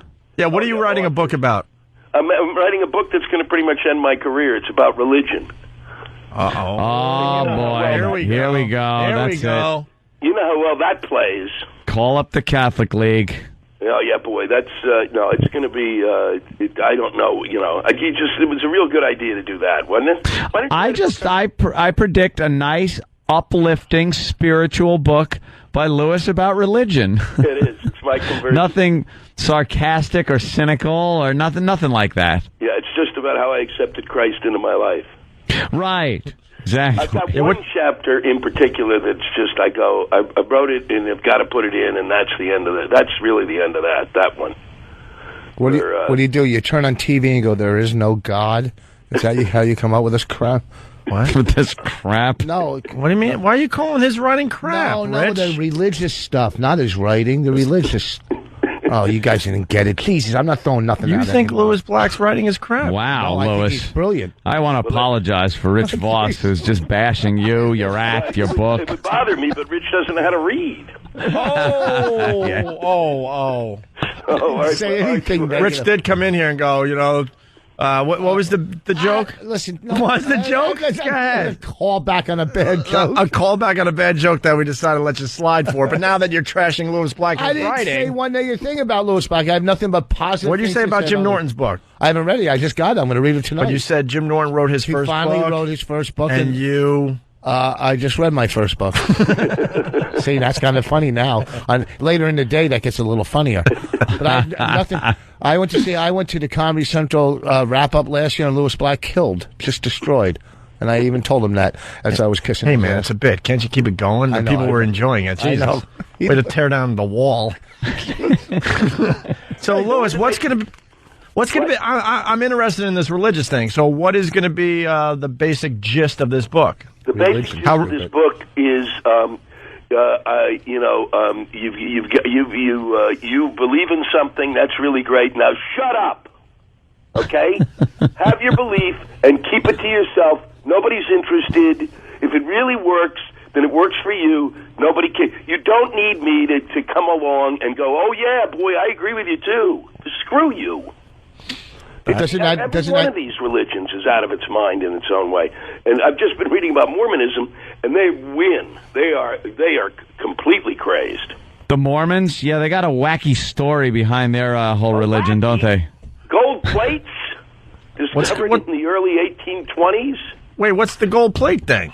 That was Joseph Smith discovered these gold plates, led there by the prophet Moroni, As in macro? and he discovers, and from that he wrote the Book of Mormon, and that the tribes of Israel, two of the tribes ended up coming over here, United States. And one was the and one group was the whites who were here, and the Indians, and the Indians were of course the bad group, and it's just the story goes on, and it's insane. And they had to be wiped out. And isn't it that he was the only one that could decipher what was on these things? Yeah. Yeah. So whatever he told people, they had to believe because no one else could really figure out what was said. Yeah, no, exactly. And when I was as I've been writing the book, in the middle of it, I thought, you know what I should have just written is my own religious book. Just come up with some hooey. Yeah, why not? I mean, well, yeah, but, That's how Scientology did it. Yeah, Scientology did it. Any of them, in a sense, do it. What do you do? Do you follow any religion? Are you a practicing Jew? Oh, yeah, boy, yeah, that really worked for me. That's a real good one. Yeah, that's one. Really loving God there. He's a real treat. Yeah, let me just have my people suffer for thousands and thousands of years, and then they got to still, adhere to many of my rules. Yeah, you get the first guy who worships you, you tell him to bring you the kid so that you can smote him. That's great. The first guy who believes in you. Yeah, that's somebody I'm going to get up and follow. The first guy. Moses, he screws Moses. Yep. Moses devotes his life to him and makes one mistake. That's it. You're off the team. No. Yeah. Moses did and then we don't even so have much for him. Hell. Moses did all kinds of stuff, and he left him out there in the desert. Yeah. Builds character. Didn't let him in. So, what religion makes the most sense there, Louis? Anything that you can cobble together. That, I'm a big fan of Noah's Ark. I think that was plausible. Really? Yeah. All the animals, 2 of them, on a boat. Oxygen? What did he go to see Evan Almighty and convert it? Hey, man, I bought into the Catholic religion until I read the Noah story. I'm like, whoa. Wow, man, I'm 12 and I see through this one. You know what I mean? You buy into it as a kid. Right. Because the stories are kind of cool and they're just like wacky stories and stuff. And then you start getting older and for some reason you don't stop believing them. Everything made sense to me until we got to Noah, and I'm like, really? Logistically, this is impossible. And I grew up as a math whiz, and I started doing the little math problem there in my head. I'm like, wow, okay, something doesn't make sense here. Just shit alone. Yeah, right. You don't even need math to know, boy. 3,000 species of animals dumping on a boat. That's a treat. That would sink the thing. I'm thinking. Oh, I was big on Catholicism until they dropped Latin. Yeah. That was great. That was mumbo jumbo at its best. You just really didn't know what was going on, but I liked it a lot. I kind of liked the Latin Catholicism. Oh yeah, when you didn't. Yeah. I like I've always liked it. Being a Jew, that's the because we created guilt and you guys then codified it. Yeah, we figured it out and made it really efficient. And then you came up with the confessional. That's unbelievable. Well, if you confess, then you don't have to worry about them, about your sins, and you can go to heaven. It's absolutely perfect. It's better than a shrink. Well, I can't wait to read your take on religion, and there'll be some jokes in there, right, Louis? I hope so. That's what I'm really in panic about. I'm going to get Voss to punch up. It's going to be in a comedy section, right? Oh. Yeah, absolutely. All right. I'm just making sure. I want to make sure. Hey, I want to change gears really fast here.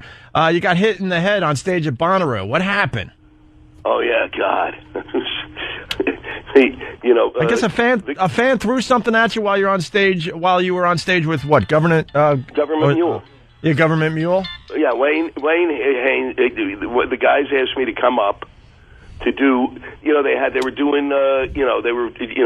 were jamming with people, and they said, "Well, why don't you come up? We'll do something funny." I said, "Well, great. It's like a dream come true."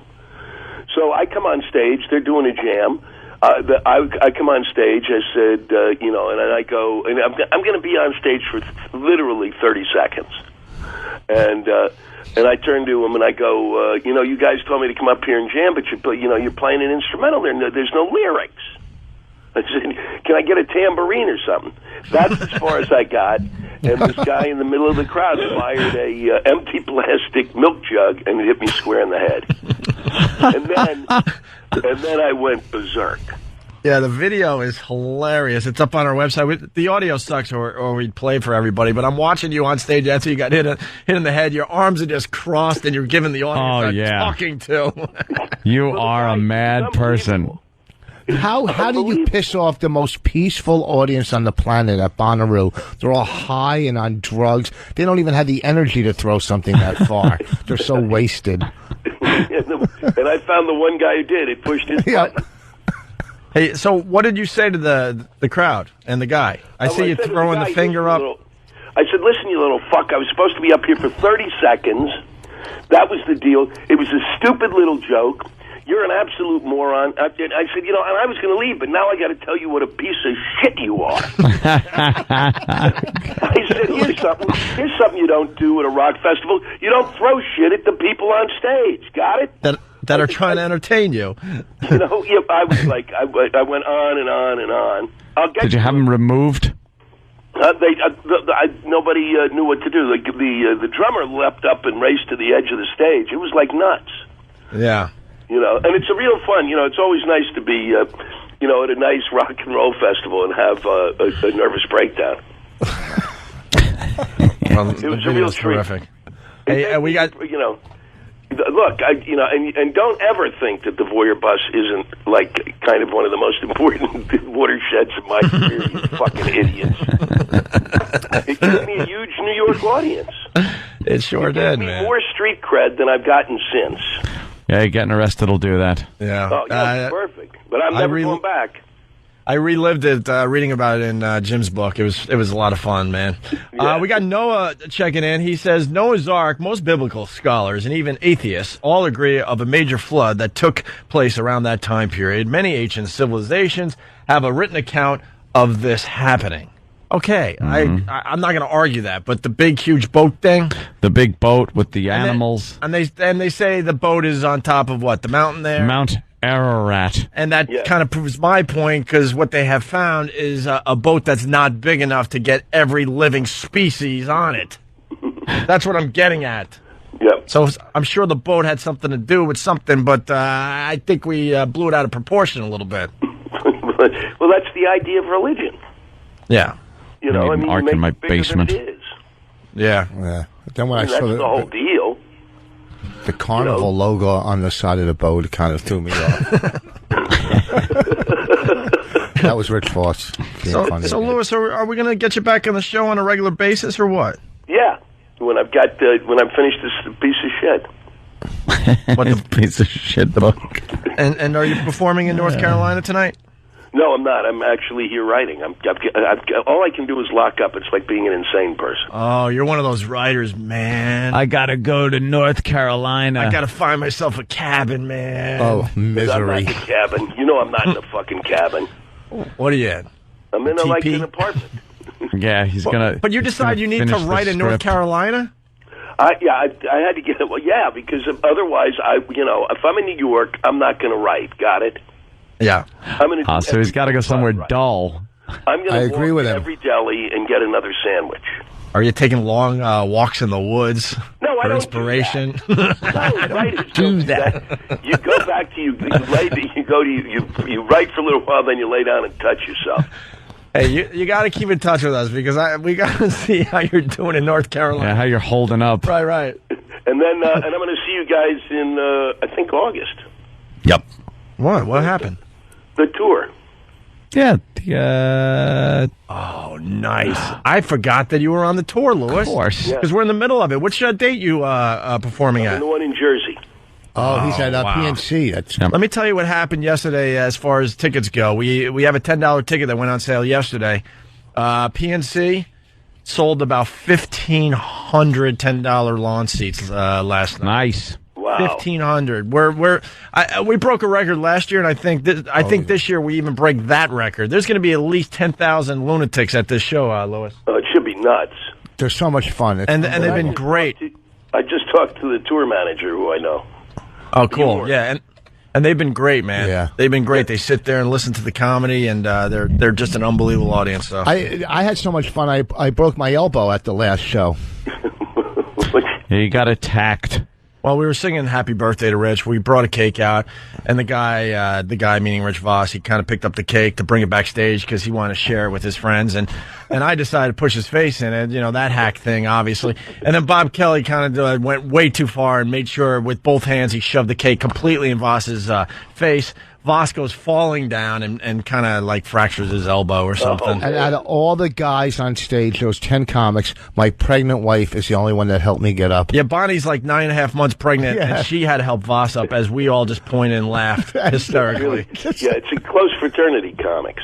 They're a real good group. I thought I was telling Lewis something where he'd be really shocked, but I'm like, oh yeah, I'm talking to another comic, and he's sitting there like, well, of course, that's what you got to do. I would have helped you up, Rich. Thank you, Lewis. Hey, Lewis, I saw... If the money was right. Lewis, I saw Sicko last night. What do you think? How is it? You didn't see it yet? No. I liked it. I liked it a lot. Well, you know, I mean, it's you know, he's good, but half of it's true, and then he goes nuts most of the time. Did he go nuts? Dude, he makes a good movie. He makes a good quote documentary. Well, yeah. I mean, it's not really a documentary as much as it is his point of view, and then he's messing with some of the facts himself. Yeah, but he doesn't need. You know what's stupid about it? He doesn't need to mess with the facts. The facts are unbelievable. You think? You know, why mess with the facts? You know, why do you need to gild the lily? And there's something. There's the writer coming out and me. Listen to you, gild the lily. That's right. Jesus. And but you don't need to push it. We literally we're like 37th in like taking care of ourselves. Chimps take care of themselves better. Yeah, he pointed out in the movie that we were just ahead of what was the country, and I was like, "What? Are you kidding me?" Yeah, but that's on the whole. You know, you got some cash. You can be able to get some good medical care. What difference? That's ridiculous. No, it gives the doctors incentives also to do good work, because if you're good, then you're going to get more work than you will if you're a crappy, quacky doctor. But in these other countries like Canada, anyone's a doctor because there's no incentive. You're right, cash. If you got cash, you get a good lawyer. You know, Anthony, there are people flying out of the country to go to other countries to have surgeries done, simple surgeries. But where do the rich people fly to when they need surgery done? Well, the United States. Rich. At some point, it's fuck ridiculous. the rich. I love how we all make believe we're not living in the country of me. Yeah, isn't it really? Doesn't it come down to whatever's important for you, Lewis? No. Do you care that much about the country and its people, so that after you're gone, this whole thing goes on? Do you give a shit about Social Security, and if in 50 years there's not going to be any when you're fucking dust somewhere? Yes. I'm for me. Why? Why do you care? I don't know. Let them fucking deal with it. Why would I know? It's a genetic thing. Let them deal with it. I deal with me. I deal with the dates that are between the fucking time that's on my tombstone. That's what I deal with. Anything before or after that is go fuck yourself.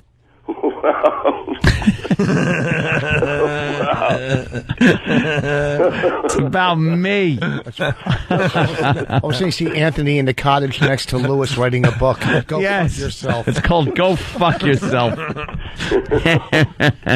I don't care if some guy's got a broken arm and he's got to go to some Canadian fucking doctor to get it fixed. I'm pulling out cold, hard cash and saying, hey, doc, fix me. Look, here's the thing. I got two. First off, the President of the United States shouldn't be telling people that, what do you mean you can't get health care? You can go to an emergency room, okay? Mm-hmm. That takes a raging asshole. Even if you have that thought, keep it to yourself. Okay? The other is, I've got two insurance companies, AFTRA and SAG, right? Uh-huh.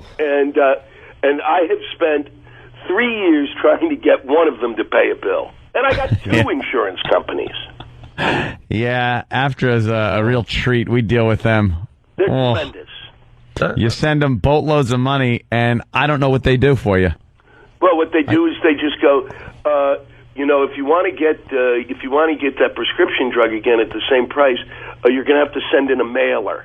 No, I'm not sending in a mailer. I'm walking to the CVS, prick. That's why it's on the corner. I think most people listening to this realize there's a major problem with the health system in this country, but no one has an answer. And the drug companies are so powerful. How are we ever going to get anything changed? I thought that who knows? What would we even asked Michael Moore because he made the movie Sicko, and he's like, yeah, I don't have the answer either. No one has the answer. Well, one of the things you could do is electroshock the Senate in the Congress. Hook them up with electrodes. Tasers for everybody. I think that's it. Anal electrodes. We're at a point in this country where both sides, and it's Republican, Democrat, it's liberal, conservative, and whatever you want to call it. Mormons too. Mormons. Yeah. They are so far apart now. They will kill their own mothers just to prove a point that they're not with the other side. Yeah. Like, I've never seen the country so divided as far as how these idiots deal with stuff. They're not passing things that are good for the country because they don't want to at any point have a campaign ad bite them in the ass and say, he agreed with Republicans on this, gun control or this issue or that. So nothing gets done. We go for years with nothing getting done. Yeah, these guys used to get shit-faced together. I don't know when that stopped. Yeah, and then that stopped. And that got some things done because... Yeah, because you drink and then you go, you know something? Yeah, let's sign this. Right. Fuck it. All right, we'll give you this one. What the fuck? Now it's what kind of fucking, we'll appoint this one and that one. Get the nice woman Speaker of the House in there that can't even hit the gavel right. No, she's all limp-wristy on the gavel. You're absolutely right. I don't remember ever at any time, even Nixon, where these people were down each other's throats the way they are, and it's worthless to us. It's like nothing got done. The only thing I've seen get done is I've seen George W. pull out a pen to sign a couple of vetoes. That's like he doesn't sit there and sign anything that's actually doing anything of relevance. Yeah. Hey, Lewis, I was reading today that people would pick none of the above as far as the Republican candidates go, more than actually picking a candidate. Well, there's a good group, that group of candidates. None of the above. John McCain's campaign is in deep trouble. No, the Law and Order guy. The Law and Order guy is just a complete joke. He's going to win. You're not going to elect a TV guy again. Law and Order guy. You're not going to elect Law and Order. What's his name, Fred? He looks a bit old. What? Got Fred Thompson. a trophy wife, which doesn't help. Yeah, Fred Thompson. McCain's in trouble. Where's the quote? Giuliani, once the rest of the country hears him, he's dead. Giuliani also, the Republicans aren't going to really back him because they just see him holding a bloody hanger in his hand. He's the abortion mayor. Wow. That exactly. Wow. They don't go for any kind of guff when it comes to that abortion issue. Wow. That and the queers, he's done. Exactly. Hey, Lewis. Yeah. Who would be the president if we voted today? This country. Who would win it today? Yep. Wow. John Edwards. Oh no. It exhausts me to think about it. It is raining. I don't think New York would have a good turnout. I'd vote today, literally or figuratively? Today. Like, if we had to elect a president today, who would get our nomination? Wow. Who would get our nomination, really? I would vote for a Law and Order guy. Law and Order guy? I'd vote for him for president. Reagan did a good job, and he was an actor. What do you think? What do you think, Ronald Reagan? I loved Ronald Reagan. I knew how to speak to America. He's Tubby. This is not Ronald Reagan. This is Mr. Tubby. But he's an actor, so he's got to be. At least he can play the part of the president. I just want someone that plays the part well, reads his lines, can like find his marks on the stage of the Oval Office. I want an actor in there that makes me feel comfortable. Yeah, if we're gonna get fucked, we at least want a personality. Yeah. What about Bloomberg? Bloomberg doesn't know what he is. He tries to hide behind different parties. He changes parties to try to make people think he's what he's not. And that whole thing with paying money to come into New York was a great plan. Not coming to New York. You're already in New York, and now you want to go further south. You have to pay a toll. No, you would have been able to come in on like the Triborough Bridge and drive down into Manhattan. Right. That would have been okay. But in order to enter below like forgot wherever it was, 60th. Yeah. Somewhere. 80th. I don't know. A Jew doesn't have a shot. Yeah, and a Jew doesn't have a shot. Doesn't have a shot. No. Before- Berg? Bloomberg? No way. I say, if I was advising him, I'd say that, as long as he's changing parties, is convert to another religion. Religion, change his name. Get out of that. Cut off the horns. I'm telling you. The only reason I like Bloomberg is because he's, after dealing with this guy for so, with Bush, to have somebody who's not even there. Yeah, but When he talks, you don't. He's perfect. When he talks, I don't hear him. You disappointed everyone. You didn't really pick a I don't candidate. know. I'm terrible. What would who wants any of them? You want Hillary. Let's just get this out in the open. You No, want I Hillary. have talked on the show about what it, but no. Yeah. Yes, he doesn't. We see right through your lies. We see through your lies. What about Obama? What about the Obama? Obama girl is huge on the internet. What do you got? Look, if they're not going to do Jews, they're not ready for blacks either. Yeah, I don't know. If you talk to the white supremacists, the Jew is behind the black on the chain of command. Number one enemy is the Jew. It's the Jew. It's number one. Number one enemy is the Jew because they're like the devil. Yeah, you're still number one with the white supremacists. It took a lot of work to get there. The Jew, they're holding on. But the blacks are catching up quickly. Well, it's because the Jew is not the blacks are not a threat. They're killing each other. That's how the white supremacist thing. They're drugs. It's the Jews who are the threat. Jews are in charge of everything. Lewis, Obama is getting a bunch of support from Oprah. Oprah's going to start raising some money for Obama. What do you think? Good for her. Oprah for put president? her own money up and shut up. Yeah, no kidding. Why is she getting it from everybody else? What does she need to funnel it? She's got $1 gazillion. How about you use your ATM card every once in a while? Stop getting money from us when you're a billionaire. We can't relate to that. Law and Order guy is going to be our next president of the United States. He's going to win. Because I'll tell you why. You're the crazy. Democrats are going with a gag ticket. It's going to be Hillary, Obama, or both. As president and vice president. And America is not going to vote for that. They will vote for the Republican again, which is amazing that the Republicans will even be able to win after having George W. in there. And the only one that isn't like so screwy, no one knows what Law and Order guy stands for or does or anything. So they'll vote for him because he seems the safe bet and they kind of like him on the show. What about John Edwards? He'll be on the ticket. They're not going to go Obama, Clinton. They're not. They're not. And Edwards will be Law and in Order that. guy was the laziest congressman in history. That'll come out. He barely voted for anything. Yeah, see. I think they'll divide the party, the Democrats, if they go with like an Edwards. I think Obama will still try to run. Hillary, perhaps. Gore's going to. They'll get some jerk off in there that always divides up the tickets so the Republicans win anyway, like a Nader or something. And Law and Order guy. That's who I'm giving it to. Voss said Al Gore. I think he's going to jump into the race, actor. Al Gore. I'm not. He won't even live at the White House. They'll just build a set. Like the West Wing set, a little and he facade. can just walk around there. Facade. Just a facade. He's going to be the first president to live in a facade. And he's got a deep voice, and he's kind of like intimidating. He's very presidential, kind of. He could play the president on TV, so he should do it here. And I'm looking forward to presidential bloopers and outtakes because he's an actor. They have a gag reel, perhaps, and that'll be fun. That'll get the people thinking laughs. Well, They'll be laughing.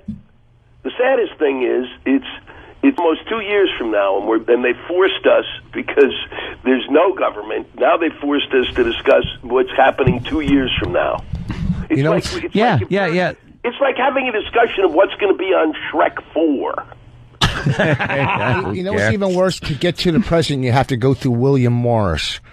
We have an actor. An age, right. Very right. good. I got that, Rich. Lewis has some writing to do. Yeah. After he takes his long, long walk in the woods. I wish Lewis had... Are you going to sit by a pond to get some inspiration? Wow, boy, I'm coming in there, and when I do, I'm going to be on your chest. On a pond. On a pond. Are you using an old-fashioned typewriter in a cabin? Smoking a pipe? Like Walden, man. You're going to be just living on the land. Oh, boy. Oh, boy. Boy. He'd rather have a bottle thrown at his head than listen to this drivel. All right, Lewis. Always a pleasure. You know that. And we'll see you at the PNC August, 26th? Yes. Nice. I swear to God, I didn't even realize that until now. I forgot. And I apologize for that. Boston. Yeah, that's Saturday. It'll be another great show. We got lots of cool things going on up there. Yeah, All right, that's Lewis. I'll see you later, man. Lewis. Take it easy, man. guys. I'll see you later. Lewis Black, Bye-bye. everyone. Bye-bye. Gotta be funny. Would have liked to have told Lewis my whole strategy on how I'm going to save the country, but another day. Well, That's okay. We're going to do a line of the day and get out of here. Well, absolutely. My house is flooding. They just showed as far as I know. They showed some footage on TV, and wow, I didn't realize how hard it rained on Long Island especially. It was ridiculous. Yeah, there was a big red blotch on the news over Long Island where the heaviest rains were. Yeah. And from what my girlfriend was telling me, it was just pouring where you couldn't even see out the windows. Wow. Did you say... Yes. Did you say rain? Yeah. Oh.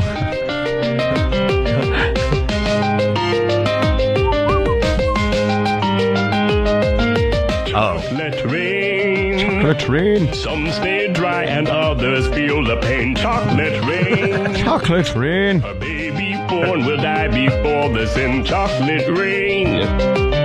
The school books say it can't be here again. Chocolate rain. Rain. The prisons make you wonder where it went. Chocolate rain. This will get stuck in your head. What is I guarantee it. It doesn't matter. Just, and know what's weird? Fan, do it. What? You were humming Chocolate Rain in between breaks. Go ahead. Watch. Chocolate rain. Oh, that's good. Oh, the even had the Chocolate Rain. Brush your teeth with Listerine. Chocolate rain. Rich, what do you got today? The what do I got? Are a bunch of chocolate rain. Voss, you got a homework assignment, by the way. What's next time we see you? Well, no, we're going to see you Saturday. But I mean, next time we see you on the radio, you're going to be a dad, which is very cool. Congratulations on all that. But make sure you save the placenta for Pat Duffy. I'm gonna. All right, I'll see. I'm serious because you could bring that home. All right, I'm gonna tell the placenta this Friday. Stand Up New York in New York City Friday night, and July 29th, Marissa's Trumbull, Connecticut. Hey, I'm getting a report that the show's not on the 26th; it's on the 25th. Did we mess up the PNC date? Oh, boy. Whatever that Saturday is. All the shows are on Saturday. Deal with it. Yeah. All right. Build a tent and say the well is dry. Chocolate rain. Here's a runner-up line of the day. Chocolate rain. What was that about? And then they're going to go, I curse them, I do. I don't get what the song was about. The over influx. Maybe it's a song about the bit we are thinking of doing. Oh, the one we wanted to do? Yeah, that would fit. Chocolate Rain Super Soaker. Yeah. Well, it was the diarrhea Super Soaker. Yeah. But we realized if we're going to do Duty Wars, that was a bit hack. Yeah. I think Pat Duffy put us in a really good place today. I really do.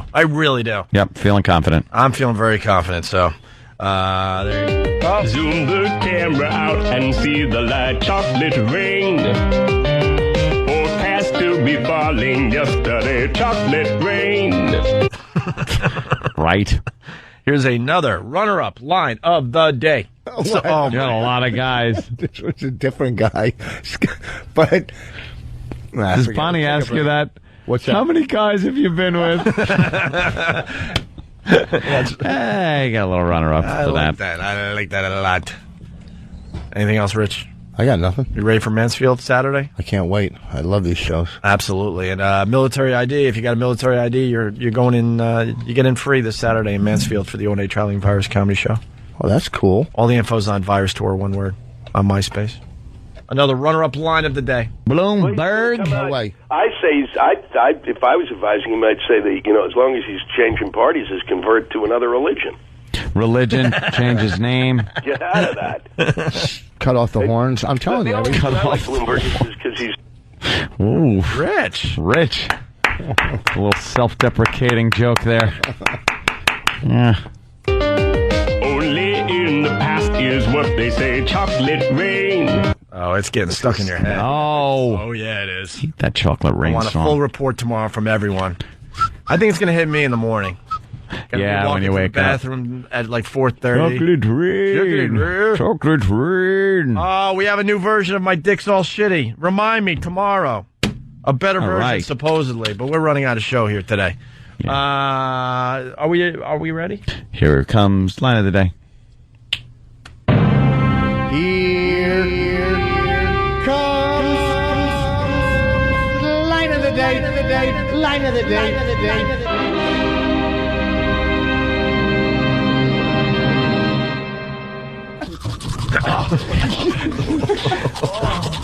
Oh, yes. That's all it is. Brushing sounds and moaning. Wonderful. That's good. And so we leave you. We leave you. The sound of brushing with dog shit. No.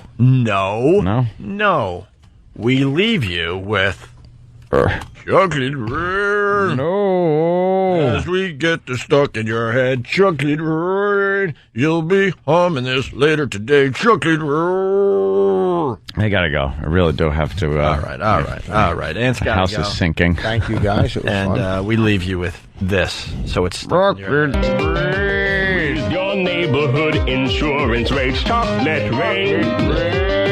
Makes us happy living in a gay chocolate rain. Made me cross the street the other day, chocolate rain. Made you turn your head the other way, chocolate rain. History quickly crashing through your veins, chocolate rain. Using you to fall back down again, chocolate rain. History quickly crashing through your veins, chocolate rain. Using you to fall back down again, chocolate rain. Seldom mentioned on the radio, chocolate rain. It's the fear your leaders car control, chocolate rain. Worse than swearing, worse than calling names, chocolate rain. Say it publicly and you're insane, chocolate rain. No one wants to hear about it now, chocolate rain. Which real hard it goes away somehow, chocolate rain. Makes the best of friends begin to fight, chocolate rain. But did they know each other in the light, chocolate rain? Every February washed away, chocolate rain. Stays behind his colors, celebrate, chocolate rain. The same crime has a higher price to pay, chocolate rain. The judge and jury swear it's not the face, chocolate rain. History quickly crashing through your veins, chocolate rain. Using you to fall back down again, chocolate rain. History quickly crashing through your veins, chocolate rain. Using you to fall back down again, chocolate rain. Dirty secrets of economy, chocolate rain. Turns that body into GDP, chocolate rain. The milker blames the baby's DNA, chocolate rain.